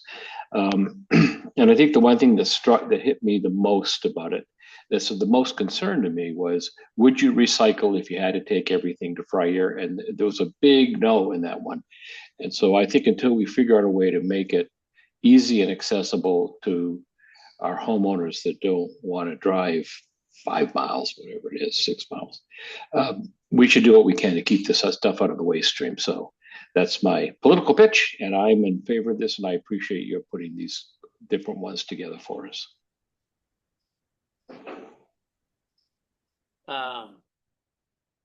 You know, I'm not one to worry about what people think about what I think. And, you know, I'd be perfectly okay if we ripped the Band-Aid off and not funded it again. But I totally understand about current conditions and a moving landscape with the county. And so I would just appeal to the rest of council, maybe splitting the difference between residential and commercial, and maybe picking option 3 because it's the median increase for both. And mainly because of the cardboard. You know, it's just that's a big piece of it, I think. And I think that there are way more commercial people using it than residential people, other than Gary. I know he puts all his wine bottles in there. I'm kidding, Gary. You are far from the truth. You know, I just worry about a 266 increase to everybody, especially the residential customers. You know, times are a little tough, and you know, I know you guys get that part too, but you know, I guess I could go along with anything you guys choose because I'm just one of the 5. So there you go. Not just one of the 5. I'm just one of the 5, man. You are. Yeah, Yes. I'm one of the 5. Thank you. Well, I'm relatively close to everybody else here. I certainly, I think with the stuff going on with the county, it's just too early to really make any big decisions on our part yet. And I'd like to see more traction, more results from what they end up implementing. You know, it'll be very interesting to see. Well, do we have any? I know there's been talk about spring, but is that actual like starting to pick up in spring in unincorporated areas, or is that just? Yeah, that's my understanding. Is like roll out in April, May is what they're targeting. Okay. Yeah. So we Okay. probably wouldn't be able to see the tonnage data or whatever. I don't know how often you guys report on that, but if that's where you're going with seeing what that effect is on the recycling center, I don't know, monthly, you know, yeah. Okay. All right. Well, yeah, I mean, it'll be interesting to see if there is a market difference or not. You know, that'll give us a really good idea of how much of that is coming from outside the city. Can we talk out loud about when this price increase starts, and Yeah. is it temporary? Yeah, and also is my question also was going to be the contract. Is that, where are we on the timing of the current contract? We're basically operating on a contract. This has been extended. Okay. I mean, I think we're just on the principle of this is the existing contract. I think the expiration was at the end of the fiscal year, but we just been in good faith, you know, continuing it. I think the rate increase would be effective 30 days after enactment. You know, it's typically what we do. And yeah, we could put parameters on, you know, like I said, it's a 1-year contract, so we'd have to revisit it before that.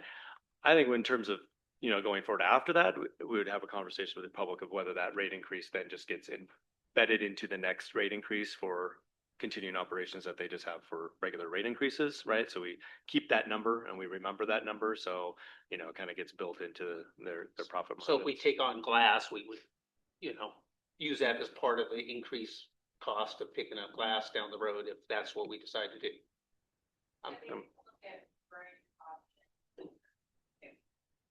I'm like looking at their finance director too to make sure I'm not saying anything that it doesn't sound like This they was, can pull off. this but- question was really more for us and staff, but I understand if you Well, want. how they get to. No, Yeah, no, come on we- up. it's Come on, fine. yeah.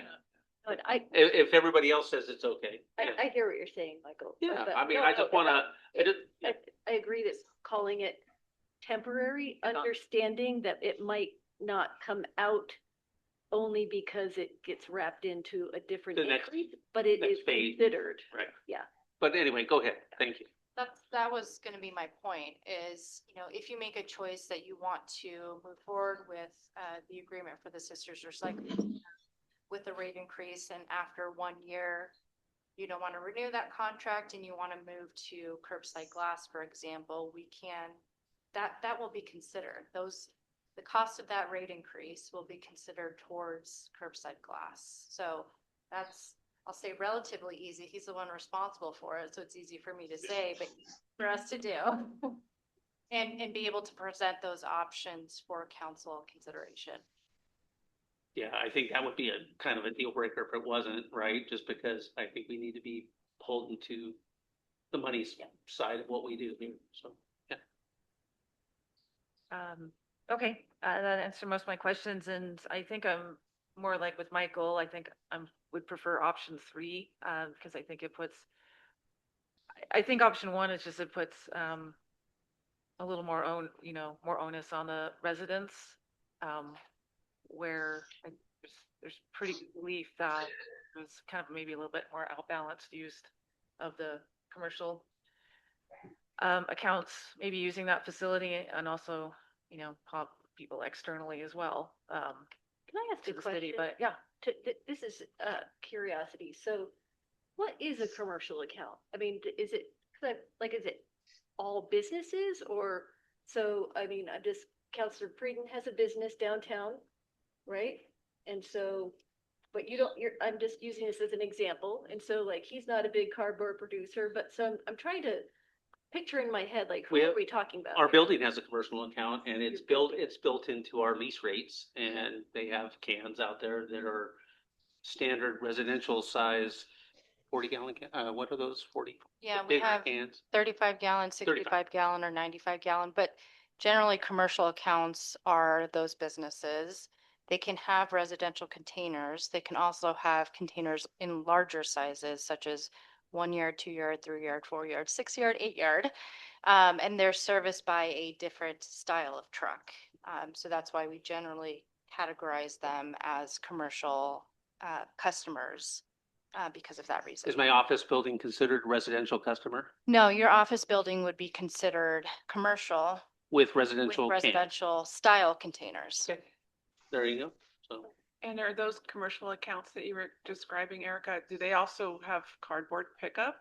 They can, that is an option that is available to them. Do you find a lot of businesses don't utilize that? Or do you think that's underutilized?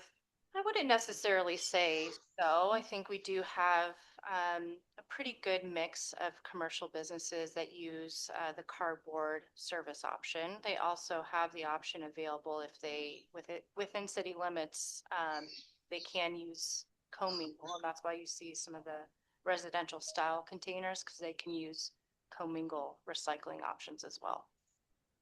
Gary has his hand raised. I think that when I walk around town, the most common thing I see where I see the commercial cardboard collection dumpsters would be at businesses that generate a lot of cardboard, restaurants, and maybe some of our gas stations. My experience at the recycle station, I'm the glass guy, has been that oftentimes a large vehicle pickup or SUV will pull up, and clearly the glass that they're depositing is coming from a bar or restaurant service.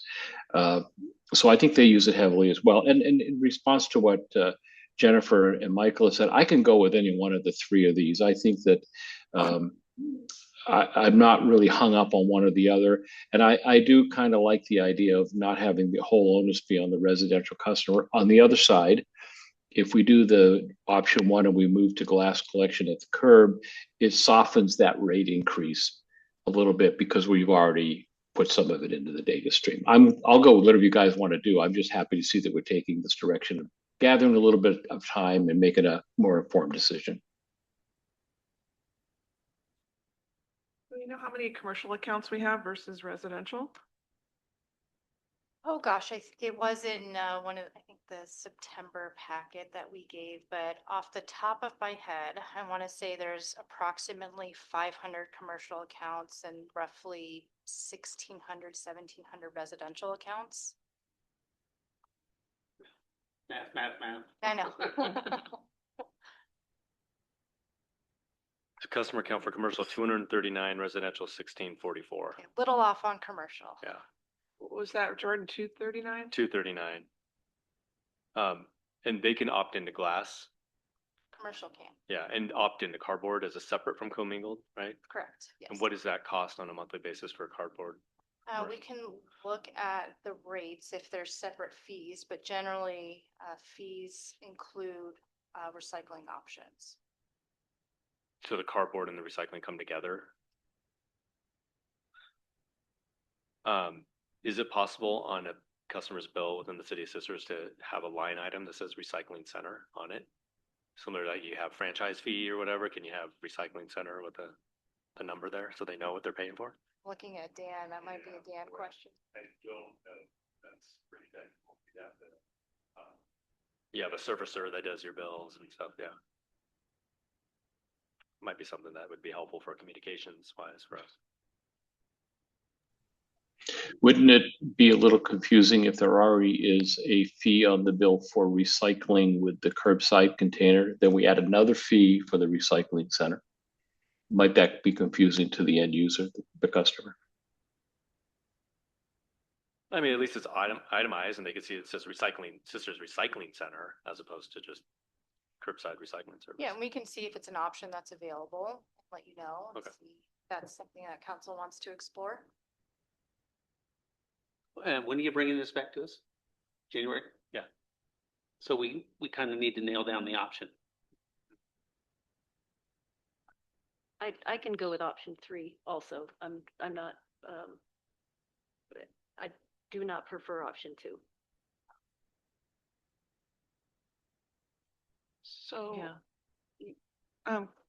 Michael, you're saying when you're talking about option 3, is that based on the amount of cardboard we see going in there? That's what I was thinking, but Gary just mentioned glass too. Yeah, I just like the idea of spreading it out, even though it's only 239 accounts. I just think that we're a community of not just residents, but we're also a community of businesses, and I think just sharing the load seems more fair to me.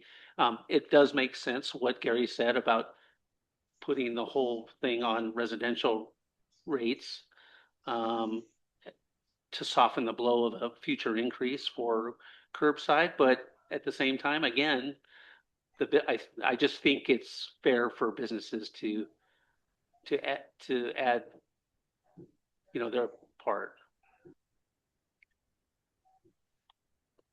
That may be an increase to my lease, I suppose, but I don't know, down the road. maybe the question in our poll could have helped if we had known how often commercial uses versus residents. It was combined and it just average was monthly, right? But we don't know what that So mix is of. We got about a 10% response rate, more than 10% overall. So if there was 239 businesses, we would only got maybe 25 to 30 responses.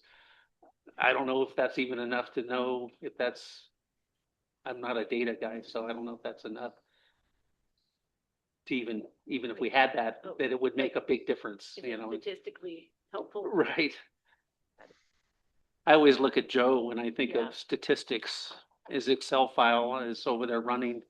You see his machine smoking over there. So, but honestly, I like, both shoulders, residential, commercial, just kind of bearing it. I think that's just the most fair way.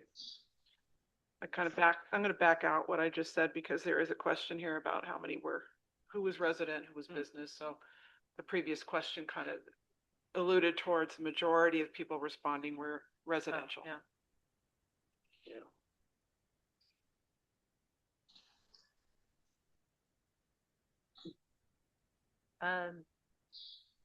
Okay. I mean, no, we're not expecting any, besides, the possible changes in regards to the recycling center changes in the next year or two. We're not expecting any other large increases or anything like that. I'm trying to weigh the big increase now that's more stable over time, or the, incremental ones, which sometimes people like, sometimes people think it's a death by a thousand cuts. Yeah. Well, and the other thing is obviously that'll give us another opportunity just to look at the overall thing, not just residential. Whether we increase residential only or increase both, we're gonna be looking at the whole system the minute the landscape changes, so. I think if we just say, hey, this is temporary until the recycle center issue is resolved. I mean, that's why I kind of wouldn't mind ripping the Band-Aid off, but I know that doesn't do good for the actual recycle stream, it probably hurts it a little bit. So I'm willing to do another year and see what happens and spread the cost out as much as possible is all I'm thinking. And I think the other thing we have to remember is that they are billing every other month now, so these numbers are double. Yeah, double, at least what people are seeing on a bill, so. I do like the idea, if you can, is break that out. I think that it helps our case for sure, and it also eliminates the potential, hey, you're raising my rate, I don't know why, kind of questions that do arise because not everybody's plugged into city council business and contracts with our refuse gatherers. So. Do we need a motion on this, or is it just a directions thing? Head nod. Yeah, I think I got direction. You'll have the official, action at the next meeting. Thank you.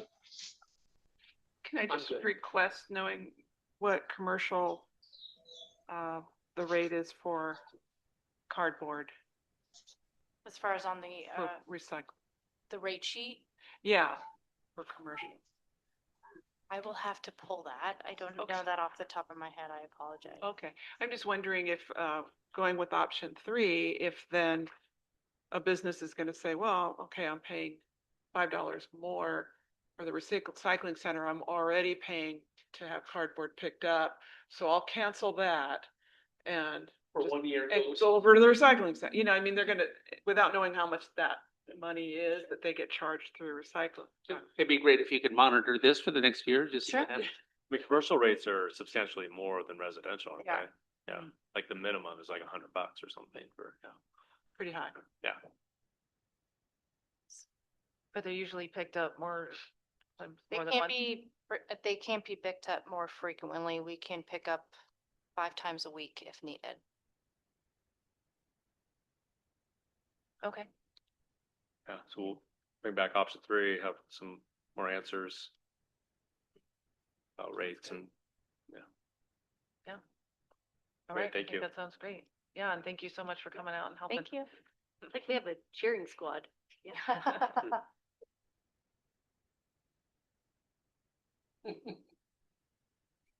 All right, on to other business. We have the appointment of new or returning board members.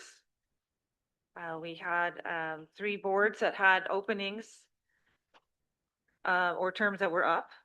And so many thanks to staff and counselors that were part of that interview process for each one of these selections. It's hard. I know there were days when you couldn't get people to apply, and now we have usually more than what we need applying, and so it makes it really tough because everybody's really interesting and engaged. So for the Public Works Advisory Board, it will be Lori Feja. Is that Feja? Feja? Okay. Lori Feja and Rachel Rupel for 3-year terms starting in January. City Parks Advisory Board will be Jane Boyle and Doug Buell, each for 3-year terms. And Budget Committee will be Amy Paul for a 3-year term. So again, thanks to everybody that applied and interviewed. And we do these annually, depending on which seats are up. And just another reminder, some of these seats are open to people outside of city limits, depending on the board.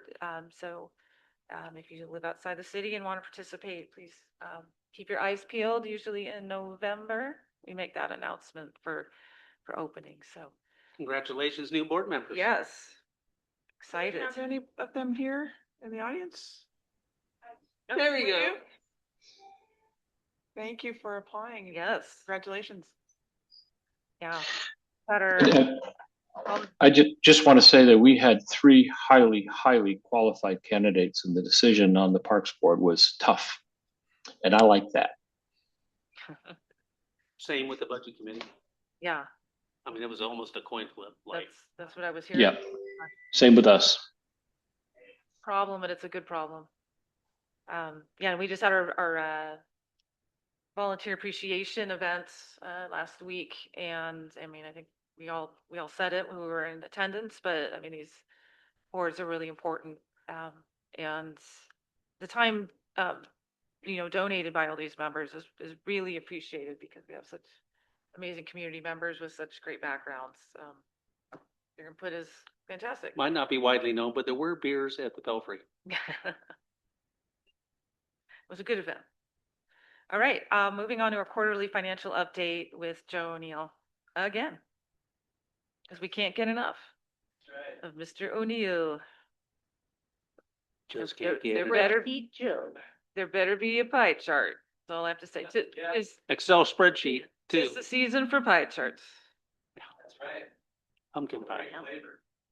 Okay, this looks very familiar. All right, quarterly financial first. So, actually, it's kind of hard to see, isn't it? You can make all those things There you go away. go. Woo! You can get rid of that That is left hand tool thing too. a big budget. AI just jumped right into PDF. Okay, so remember this first quarter, so first quarter of the fiscal year. One of the reasons that this takes a little bit of time, at least in the first quarter, there's a couple things. The first one is, for every budget adjustment you make, not everyone, but most of them you make at the end of the year, you kind of have to reverse at the beginning of the year. If it's like a receivable, a good example of that is like our park fees, our campground fees. So at the end of the year, if we took in fees for the next year, we have to take those out of the year that they were not for, right? And so that's also one of the reasons why there's a big chunk of park fees in the first quarter. But so that's one of the reasons. And then the other one is, again, payables. It's always a bit of a lag, right? So we want to make sure we reflect all of our payables in a timely manner as well. So that's at least a month lag. So anyway, that's kind of the big reason for that. But Joe, can I ask you a question? Oh, yeah, So, absolutely. so you reverse out the park, so say somebody reserved a campsite in January, so you were for a July date? Yeah. So then you reverse that out of the previous fiscal year and apply it to the next? That's right. So if you'll notice the camp fees actually for the third quarter, they'll be strong for the people that came there kind of on a first come, first served basis. But financially, if you want to recognize your revenue in the correct time period, you want to take those out of the year that you received the money and reflect that revenue in the next year. Okay. Yeah. No, that sounds very sound. I just didn't realize you did that. Thank you. Yeah, and it's not for everything. That's called, I mean, not to get the weeds either, but it's modified accrual accounting. So in accrual accounting, you want to make sure that you recognize those revenues when they're incurred. Thanks. And so like I always say with these quarterly financial updates, each quarter looks very similar to other years' quarters. And that's largely due just to the nature of our business here, right? So I'll go over just kind of the summary sheets for revenues and expenditures. And as always, just feel free to interject if you have any questions or anything comes up. And so this is, being the first quarter, we do have, our beginning fund balances. So citywide, those were about $700,000, kind of more than we projected. And I kind of wrote up a few reasons why. And, for a lot of the projects, it's not just one major thing. For the streets, it was overlay. So for capital projects, timing. But in this case, though, like for general fund, there was just a lot of little things, like maybe we underestimated revenues and underestimated expenses a little, or overestimated expenses a little bit, just enough to make that difference. So, but nonetheless, having a positive beginning fund balance expectation is good. We're Oh, hello? at the financial report section, and then there's one more thing, and then they'll go into counselor comments, and then we'll go to. Mike on. Gary, we heard all of that, just so you know. I think he fell asleep and hit his unmute button. I'm just kidding, Gary. Counselor Ross. Okay. Dreaming of numbers. That's right. Okay, so property taxes. So there's $15,000 here for year to date. That is just taxes that are received from the prior year. So obviously we don't receive a whole lot of property taxes in the first 3 months of the fiscal year, and so that's representative of that amount there. Franchise and park fees. Those are tracking, with expectations. As I just spoke about before, there's about $170,000 adjustment that gets made for park fees into the current fiscal year from last year. So that's one of the reasons why, as a lapse percentage, that's a little higher. So you see that's 34% over here. You expect it to see, it to be at 25%, right, for the first quarter. Miscellaneous and other income, that is very low, and I think that's largely related to the URA funding for capital projects, more importantly, Adams Avenue. So that's carrying a little bit, kind of a lower lapse percentage at 10% there. Local gas tax, that was, a kind of a stable amount, maybe a little bit less than we're typically seeing this time of year, which is kind of tracking with some of the trends that we've seen. SDC income, not a whole lot of activity in numbers, but as I stated in the notes, the Baker building, which is commercial, obviously, has a pretty big SDC revenue item there. So that's where, as I always say as well, commercial development can really skew SDCs quickly, because you could have SDCs that are 2x, 3x that are that of residential SDCs. But that's good. So that means we're on a good track there for the rest of the year. And then water sewer receipts, as you'll see throughout the years, water receipts tends to be a little bit higher. You can see here it's at like 37%. That will trend a little bit lower as we get through the fall and the winter in the second quarter, and then the third quarter, and then trend back up in the fourth quarter typically. And also the sewer receipts are more linear, because those are just a fixed fee every month for commercial and residential. And those are tracking with expectations as well. Transit lodging tax. So some good encouragement actually in the first quarter. We're about 4% up over last year, which is good to see. So that kind of puts us on a good trajectory for the rest of the year. We'll see how the winter goes, of course. And there's no exact science with that, but that's a really good indicator of where we're at. And then shared revenue and grants is tracking with expectations.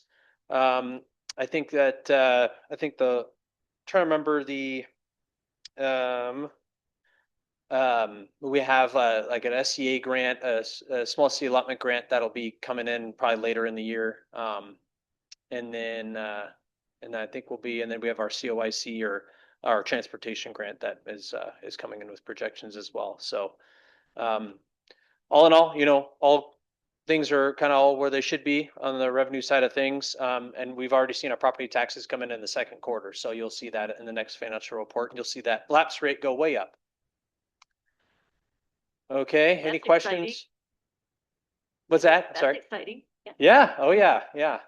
Yeah, and that's one of the things I was going to report about, with these, and we saw this coming with our capital projects, our large savings account. We've got a kind of a separate savings account. We've never really had to draw money from that for our operations, and we're having to do that with a lot of the West Side Pump Station and the things that we're doing in terms of capital projects. So that's kind of a bummer, but it was bound to happen. So that's what we got to deal with. I'm sorry, but we planned for that to happen. We did. I Oh mean, yeah, it's so- we did. Let's not No, look like it was an accident. We knew that we would have to put some cash into this. Oh, of course. So we have it to do that. Yeah. Right. So, it's I don't want people there's to panic. Oh my God, we're dipping into. no. It's just managing. Not putting all your eggs in one basket either. Right. I mean, that's $25 million worth of capital improvement projects over the next few years. So it's like That's right. That's a huge chunk. Yes, it is. Okay, thanks. Okay, and then looking to the expenditure side of things, so cap outlay obviously is very low as well. You're looking at about 6%, lapse rate. Obviously the biggest projects that we've got slated for this year, Adams Avenue being one of them, would take up almost half of that. Those haven't kicked off quite yet. We've got some things. We've got a lot of West Side Pump Station expenditures already in the first quarter. We have an overlay. I think that was actually in the second quarter, but we are seeing some cap outlay activity. $563,000 is quite a bit. So that's a lot more than we usually see in the first quarter, but we're definitely going to see a lot more of that activity as the year goes on. Debt service, the next line item there is just a little $1,744. That's actually, if you remember, for the line of credit that we used for the Urban Renewal Agency, there is an unused fee for that. So we have not drawn on that. We've not needed to draw on that yet, but we do get about a $500 per month fee because we aren't using it. And the reason they do that is the bank, they kind of reserve that money because we might need to. And so, there's a financial impact to that. Even though it is somewhat minimal, it's still impactful. It's a fee for them not being able to use their own money. That's right. That's right. For us. That's right. Okay, DCSO policing services, you can see that's about 24%. That is largely due to kind of the overtime impact of that first quarter. So you probably see that drop back down a little bit halfway through the year. I think the overtime was maybe around $15,000 or so for the first quarter. So, but we're going to be under budget on that regardless. So, but interesting, we haven't really had good true tracking with that in terms of overtime in a long time. And then materials and services, personal services, no surprises there. They're both low as a lapse percentage.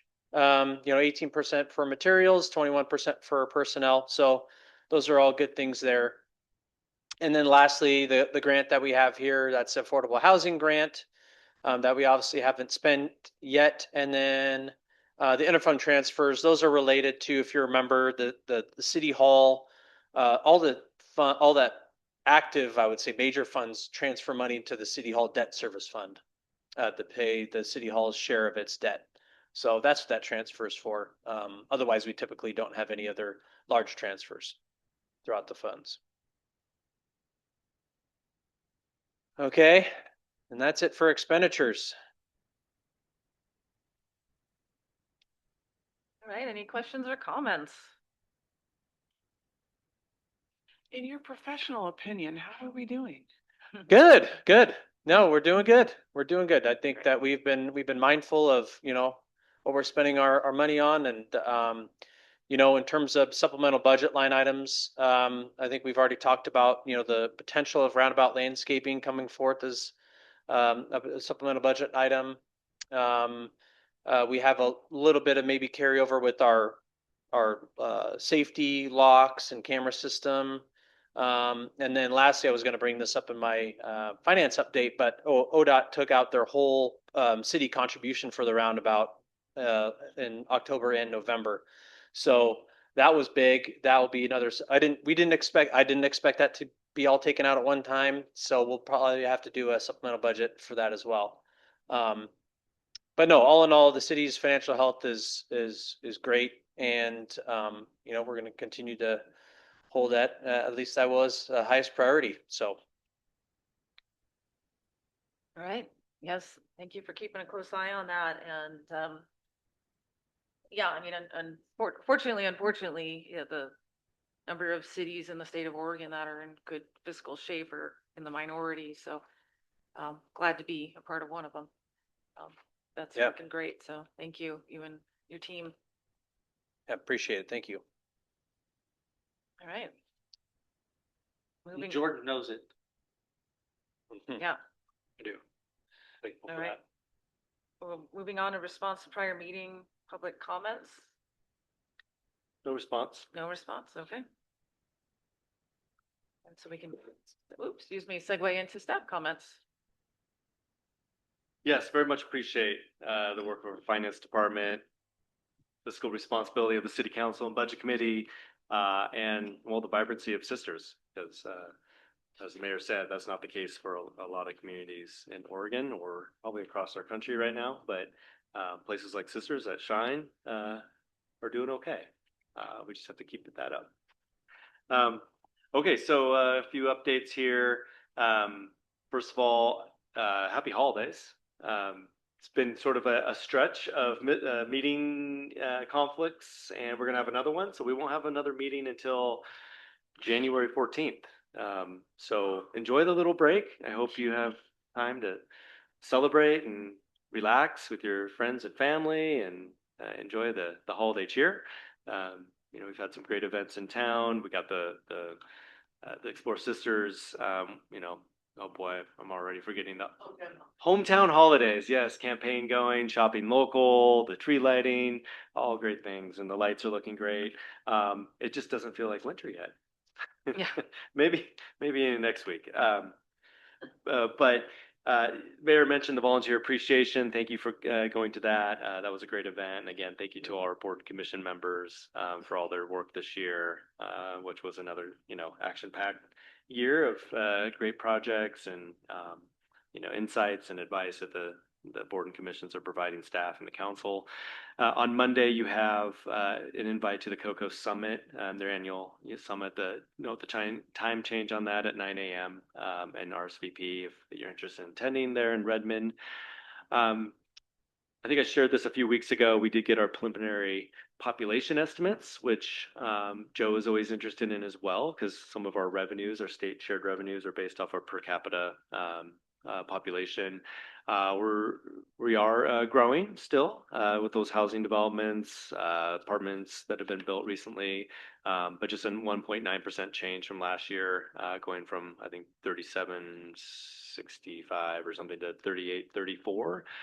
A couple things that I kind of highlighted there with this estimate was the city's household size continues to decline. You know, we saw I think in the census it was at 2.28 and now we're at 2.1, you know, and if you kind of do the math, you know, that adds up to a good amount of heads, a good amount of population actually, when you only have, you know, about 2 people moving into new homes that are being built in Sisters. But the other factor in there was the vacancy rate, and we're over 20%.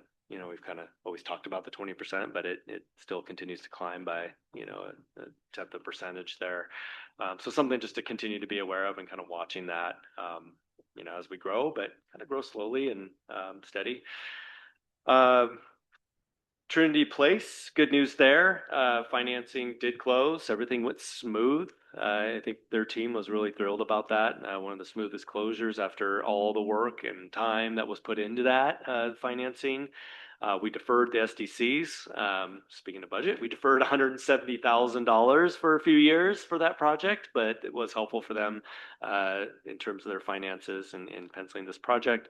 And they're doing some earthwork. So good to see, you know, I think folks are taking advantage of the nice weather too for the construction. And then they told me that also they're going to be, you know, obviously cutting some trees. So, which they said have been carefully marked. So they Yes. wanted the community to know that ahead of time. Yep. What happens, but Yeah, they're very well aware of that. Clayton was, very clear about and wanting to make sure that the contractor is following the plan, and you know, we'll make sure that they are too. Unfortunately, they're right where a building is going, so there's just no way. Yeah. trees. Yeah. There's trees in the way. Other projects going on. We're getting really close to the point of bidding Adams, and Joe mentioned the $500 for the line of credit, and one of the reasons we have a line of credit is to kind of bring together the finance or urban renewal agency to do projects like the Adams Street improvements, and that's getting pretty close to having 100% design ready to go to bid. And then you've seen the landscaping going on in the roundabout and adjacent areas. Remember, this landscaping is not just the roundabout. Actually, the roundabout portion is pretty minimal. There's some irrigation, rocks, and things going in there, but it's mostly all that real estate around, the highway, the properties around the highway. Is a good amount of square footage there that's being landscaped. And so they're putting in irrigation systems. You probably saw them dragging pipes around the last few days and into the trenches. So, and that's a big part of the cost is that irrigation Almost system. half. I mean, Yeah. It's a lot of pipes, a lot of work to put that in there. So that's continuing, getting as much in there as possible, and then probably finishing into the spring. And then back to the Adams Avenue project, Public Works Advisory Board met and reviewed the plan, and then also got to look at the Elm Street pedestrian bridge. That's one of those products that gets fabricated and and brought here. So they looked at the design, which was proposed to be the same type of bridge that the other bridge over White Shoes Creek in the National Forest, to be consistent. So kind of the steel and wood look.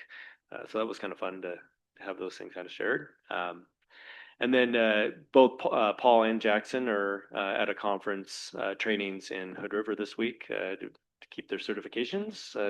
We need folks to know how to operate a water system and sewer system. So they're there on a conference for water, and we'll be back next week. And then I know with the holidays, I should let you know, be out the week after Christmas. I'll be doing the traditional family visit. There's other staff that will be as well, but we'll be, City Hall will be open except for Christmas Eve and Christmas. So we'll be able to continue to serve the public, but probably some short staffing going on for those 2 weeks over the holidays. And I know others have travel plans too. Let's hope the weather holds for you guys, travelers. I know it's kind of torn between, you want the passes to be clear, but you also want the snow. So. And then are we also just closed on New Year's Day? Oh, yes. Yeah. Sorry. Yep. Scott? Usually you go last, so maybe usually community development has to go last, so maybe Thank you. let you go first this time. Can leave early then, right? Sure. Let's see. Typical UGB update. We are continuing to work forward on getting our applications ready. We got 2 land use applications that we need to submit. We're targeting the end of January, and so each one's going to be quite voluminous in terms of the number of findings that you have to make. And so it's a big lift and a big project, but we're moving forward on that. We also, as you know, received working through an appeal that we got of our resolution to move forward to LUBA. But as I mentioned, we're not letting that slow us down on the application part of this. We're also working on getting some information on different annexation policies that are found locally and around Oregon that we can use to start the conversation of what kind of policy and future standards and ordinance we want to have for our annexation. So after we get our submittal in January, I think we'll start scheduling some time with the council to start discussing that and trying to figure out what's the sweet spot for sisters going forward. Land use applications, we don't have anything big in the pipeline right now. We just did issue the decision for Crosscut Warming Hut over at the Woodlands. The combination, it's not food truck. It's basically food counters.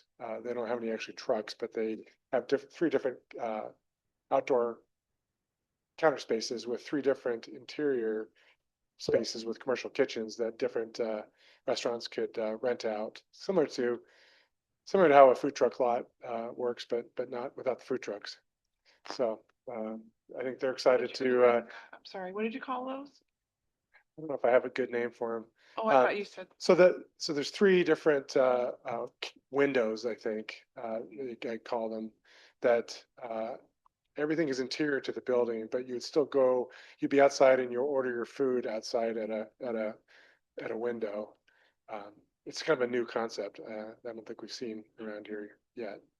So Is that right next to the Northwest Park, or is it? it is. It is, okay. Yeah, the parking, but there's two lots there along Barclay in Woodlands that they're utilizing, one for the building itself and the other one for the parking.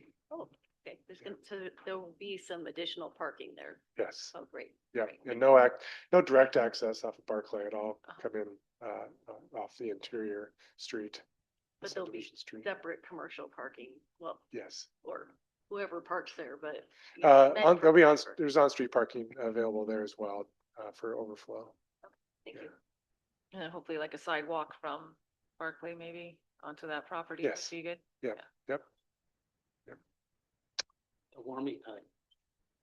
There's if you've been there's one in Bend in the box factory, and it's the same developer, same kind of concept that they're proposing here. We need to come up with that good term though for those outdoor commercial kitchen spaces. Yeah, we'll have to work on that. Yeah. Sorry. No, that's all right. Yeah. Because they're not really outdoor. They're indoor, but the door to It's the kind of the same outdoor, yeah. concept, kind Yeah. of the same. Anyway, same we'll feel. come up with something. Yeah, we'll work on that. We just approved two minor partitions of lots, one on Locust and one on Green Ridge over there. Taking some older, bigger lots and partitioning them into two lots. So kind of some infill development that we're encouraging.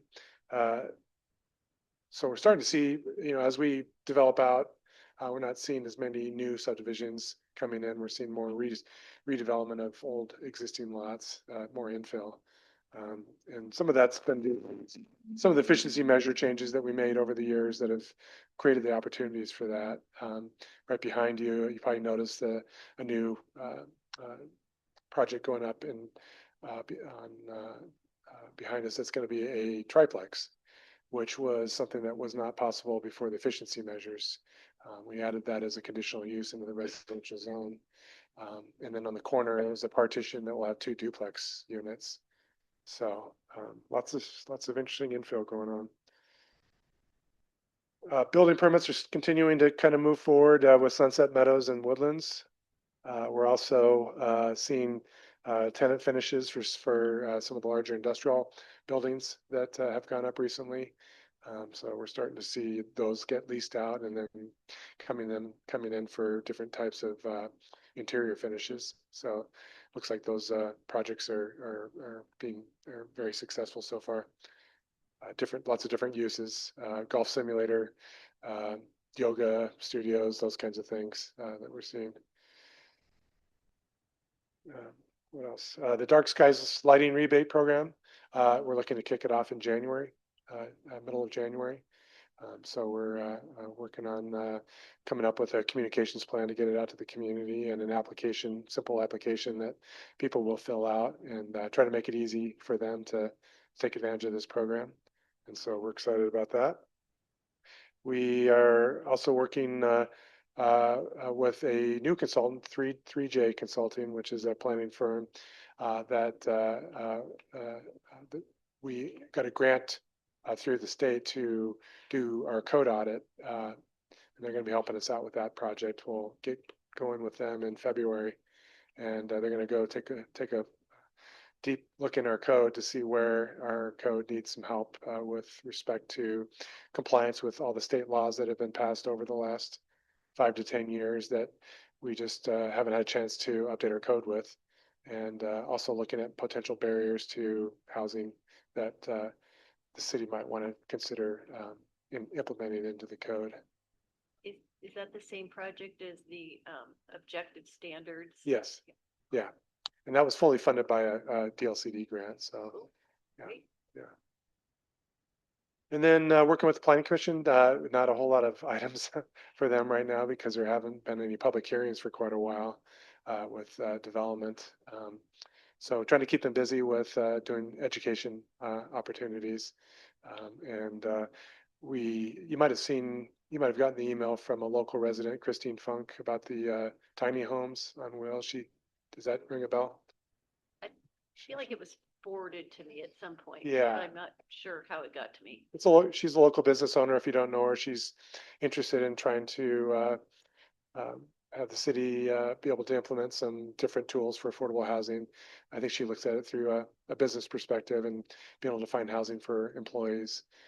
So she submitted a proposal on about tiny homes on wheels, and she wanted to make a presentation to the Planning Commission. So we're like, hey, we're not too busy, so come on in and do that. So that's going to happen next Thursday. Um, so we don't currently specifically allow or regulate tiny homes. We consider them to be RVs. But some communities are changing their codes to specifically allow them under limited circumstances. So. And that has to do with them being on wheels as much as I'm it's sorry? because they're on wheels. Is that Yeah, correct? that's I mean, if it was just a tiny home not on wheels, it would be considered something Yeah, different. it'd just be a dwelling. Yeah. Yeah. Okay. But they're considered vehicles because of the wheels. So. All right, I've talked enough. What? A lot. What can I? We knew you were questions? busy, so now you've. Yeah, I got proof. Any questions? No. Okay, thanks. Thank you for all the hard work, you and the staff. I want to welcome Jamie to the parks.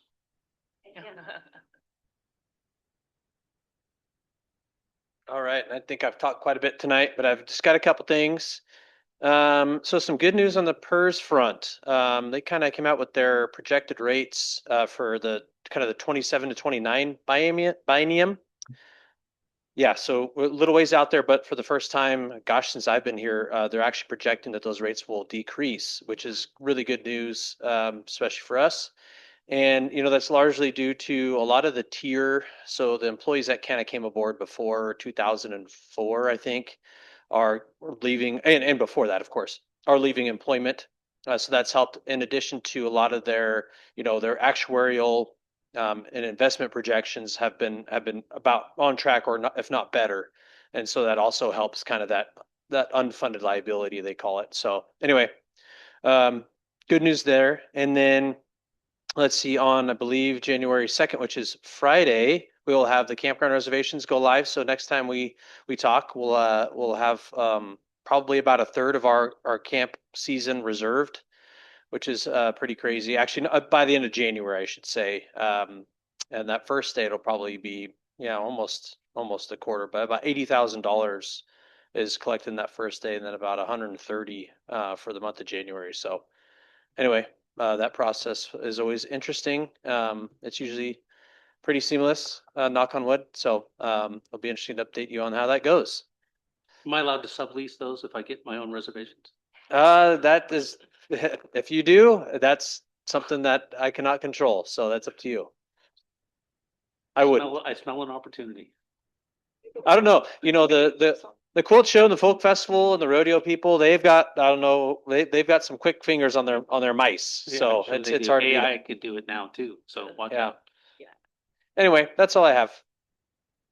Do you have specifics on the, what the PERS rate is projected at, or was it just general, like the?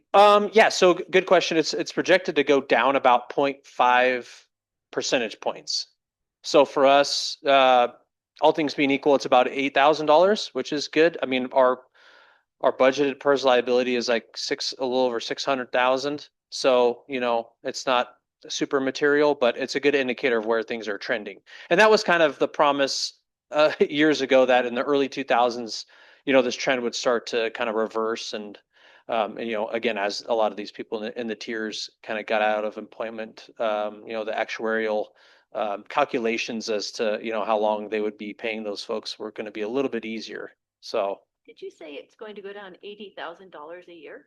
Eight, sorry. 8. Okay. Yeah, I wish it was 80, 80, but it's not. like that. Yeah. I'm just excited it's a little bit because it's been quite a bit, every biennium. So. Sure. Well, and with everything else going up, it's actually, Yeah. it'll actually be better as compared to inflation rates, right? Yeah. So, Yeah, Yeah. for sure. Okay. All right, thank you. Yep, you're welcome.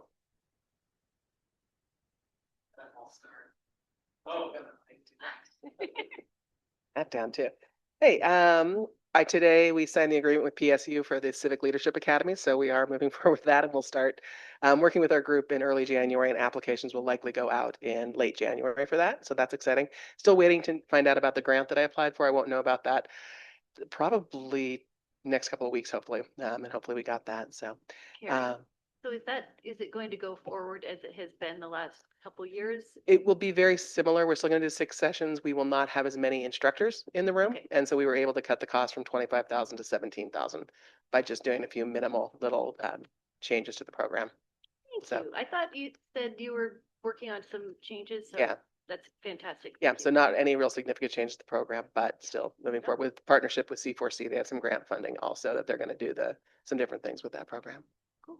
Still keep it about 10 students? 10 to 12. Yeah, we had 12 last year. I think we'll probably try to do that again this year. So, Explore Sisters met a couple of weeks ago. There will be 2 new board members coming on in January. They have not officially been appointed. So when I have those officially, I'll get them out to you.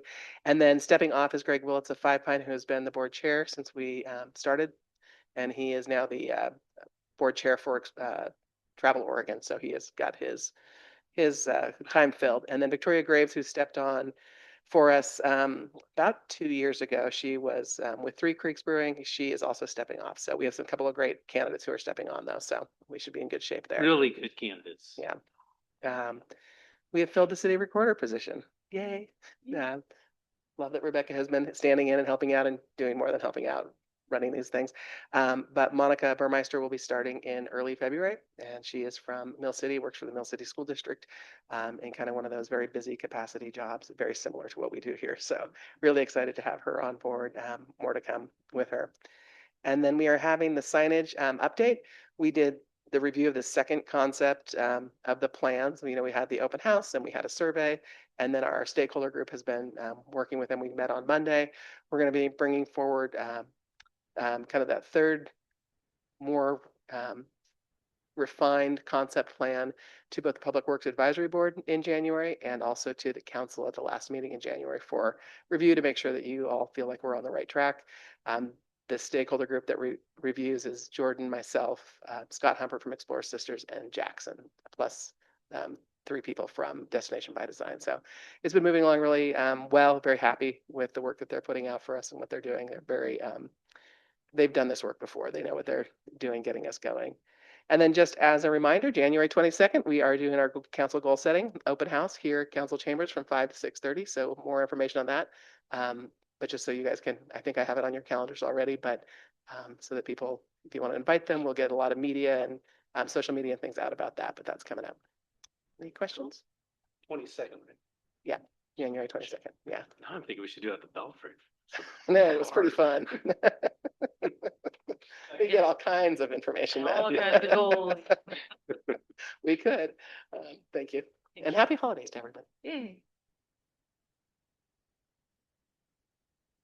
That's it. All right, council comments. Do you have anything they'd like to I can go quick. share? I Yeah. can go quick if you want. Go for it. I also was at the Explore Sisters meeting, although I showed up late. And yeah, the two people that are coming on board are really good and known members in the community. So you'll be excited when you hear their names. And the only other thing I had was the appreciation. So I've had a pretty quiet time. I did miss a PC meeting because I thought it was at 5:30 and it was at 4. So when I showed up, everybody was leaving. It was so funny. And it's like, duh, Preden. But I'll blame staff. Okay. Yeah, Oh, see, I got it at 5:30. They alternate. Yeah, I know. What, yeah. But I have it as an open house at 5:30, so I will change that. Okay, thank you. Gary, do you have anything? No, I have nothing at all. Okay. Easy peasy.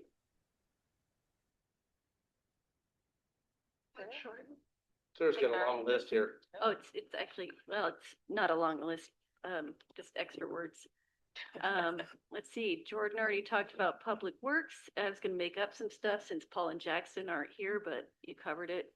The volunteer dinner, I did want to say thank you. That was really nice evening and kind of a good relaxed atmosphere. I think it was just kind of perfect. And Carrie made me take enchiladas home, and I had 4 more meals of enchiladas. Oh my gosh, they were good, but last Wednesday, so Rick Russell, who's the executive director of Mountain View Community Development, who some of you have met going on the safe parking tours in Redmond, was invited by the Kiwanis group here in Sisters to come speak and kind of talk about the program. And since I've met Rick going on the tour of the safe parking, and then we've communicated other houseless meetings, etc. He invited me to go, and I have to say, I mean, his presentation was really well done. He did a good job of kind of outlining the key pieces of the Redmond and Bend safe parking kind of rules. And, there's some really good feedback from the Kiwanis group. Some of them seemed kind of excited about it. And again, this is something they had initiated. So thought that was really interesting. Someone who was sitting next to me was going to go back and talk to their church just to kind of give them an overview of what this program is. And Rick had invited me mostly, because he'd reached out to see what Sisters was doing. And, I communicated to him that it's still on council goals to work on our safe parking code. So, I went with him so in case anyone had questions, and I did communicate that out to the group. And I also went to the Urban Forestry Board meeting for Councilor Pellerin on Monday, and yet it was another example of where definitely the people on the board know a lot more than I do, and that is why we have boards, and I'm very grateful. Seriously, this is I tell that to the boards I go to, if maybe you can translate this, Councilor Pellerin, but it looks like the Tree City application is going through, which we're a Tree City already, but also the Growth Award is coming. It looks like that's going to come through. Yeah, and if you go out in the hallway, you can see a plaque like every year when we get those growth awards. I don't know that we did it last year, but yeah, it sounded like something that had been on hold, or yeah, you kind of get credit for doing certain things within your city. Get points, and you get so many points, then you get these growth awards. Okay, so it's a good trend. And thank you for filling in for me. Oh We yeah, had a conflict. it was interesting. Met our forester. Cool. Yep. Okay. It's fairly quick. I attended the COIC meeting, and one neat thing I heard about was the dial-a-ride, which comes here to Sisters. They're making some improvements, so now they're trying this out in Bend right now, but eventually will allow the community to reserve dial-a-ride online or through a phone app, which is always nice to see advances in technology there, making that easier for people. I also attended the comprehensive economic development strategy meeting. So this is SEDS, which is underneath the COIC umbrella. That was adopted back in June of 2024. And they're reconvening the SEDS strategy committee to now start trying to execute this plan that was put into place that gets updated every 5 years. So I attended that. We got updates from some of the priority areas in regards to this plan. We ran out of time, unfortunately, but I think we're going to be meeting again January, February to start talking about the next steps. I also attended the volunteer appreciation dinner, and someone asked me, it was really interesting. Somebody asked me, well, so you've been on council, this is your first year and you're almost done with your first year. I go, wow, it went by really fast, which is half my term, by the way. And they asked me, what am I most proud of? And the first thing out of my mouth was the camaraderie amongst council and working with staff as well. It just came right out. And it really is true. I mean, I know we've had a lot of accomplishments in addition to that, but to me, that's, I don't know if you want to call it a soft skill or not, but I just think it's really, really key in allowing us to be able to get things done and move forward with these decisions we need to make in a respectful way, and having good civil discourse amongst ourselves is fantastic. So I just thought that was a kind of a gut reaction to that, answering that question. Shopping in Sisters, I just encourage everybody to do that. My husband and I made a deal starting last year that all of our Christmas gifts to each other must be purchased within city limits. Like that. It made it a little bit harder for me, but that's okay. And it was nice shopping today and talking to the community and seeing people I haven't seen in a while. And I really, really enjoyed getting out, doing that, encouraging everybody to please holiday shop within town here. Can I tell you why I think that's important? It's not just, because it's Sisters. Obviously, Sisters is awesome. If the dollar stays in a local business, it'll get spent by that person and also in our community. So it's not just one time. It goes over and over and over. Yeah. It's hard to quantify, but that's the truth. Yes. Good point. All right. Thank you. I attended the tree lighting, the holiday palooza. Yeah, I think some of us were there. And so again, thanks to SPRD for hosting that and putting that on, and city staff for helping put that on and make that tree and all of downtown look so beautiful and sparkly. The parade was fantastic. Yeah, it was fun. Krampus was the highlight. Yeah. Holiday Krampus. Yeah, you need a little terror in Christmas, just a little bit. Had a leather bag with deer feet sticking out. Yeah. It scared a couple of the kids, but it's okay. And attended the monthly meeting of our emergency management and fire partners as well, which was mostly just a round table what people are working on. And I guess I'll one thing that came out of that, or at least some of the discussion, was Emily Curtis at Discover Your Northwest. Used to be Discover Your Forest and Discover Your Northwest now.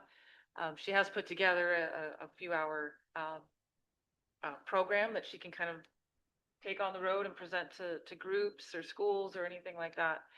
Kind of just like the basics of fire and fire ecology, and just really helping people really kind of grasp, all right, what is it? How does it work? Just kind of filling those boxes for people that might not have that. So she's available through Discover Your Northwest, and she's doing it for free. So just wanted to put that plug in for her. She lives in Sisters, but her work is, across the forests here in Central Oregon.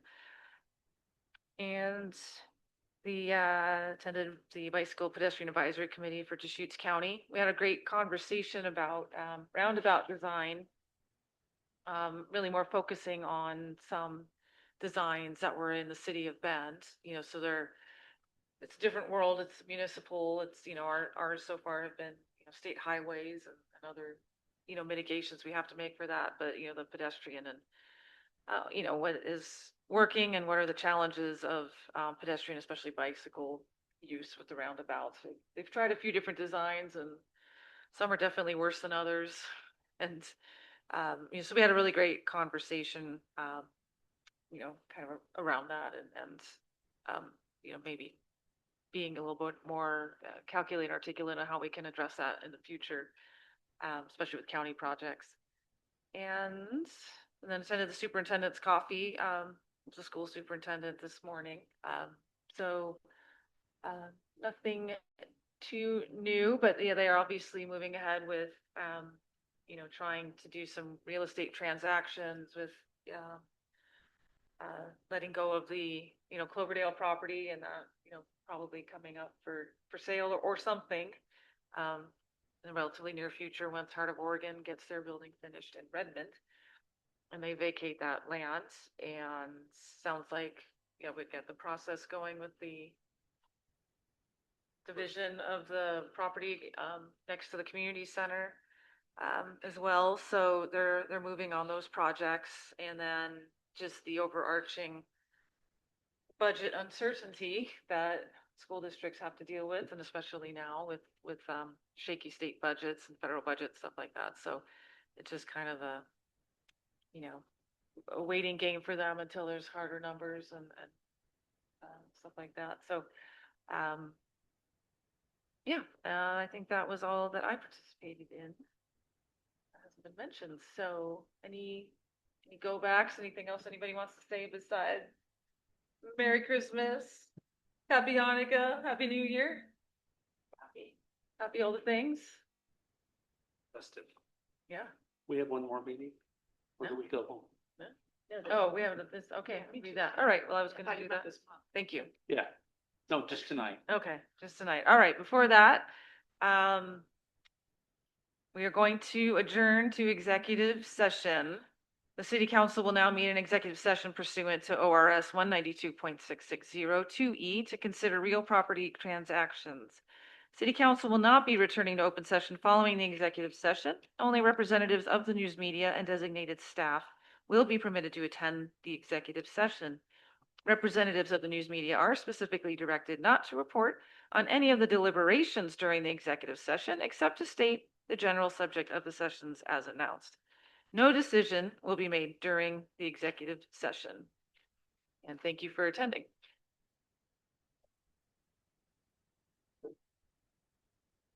Days longer.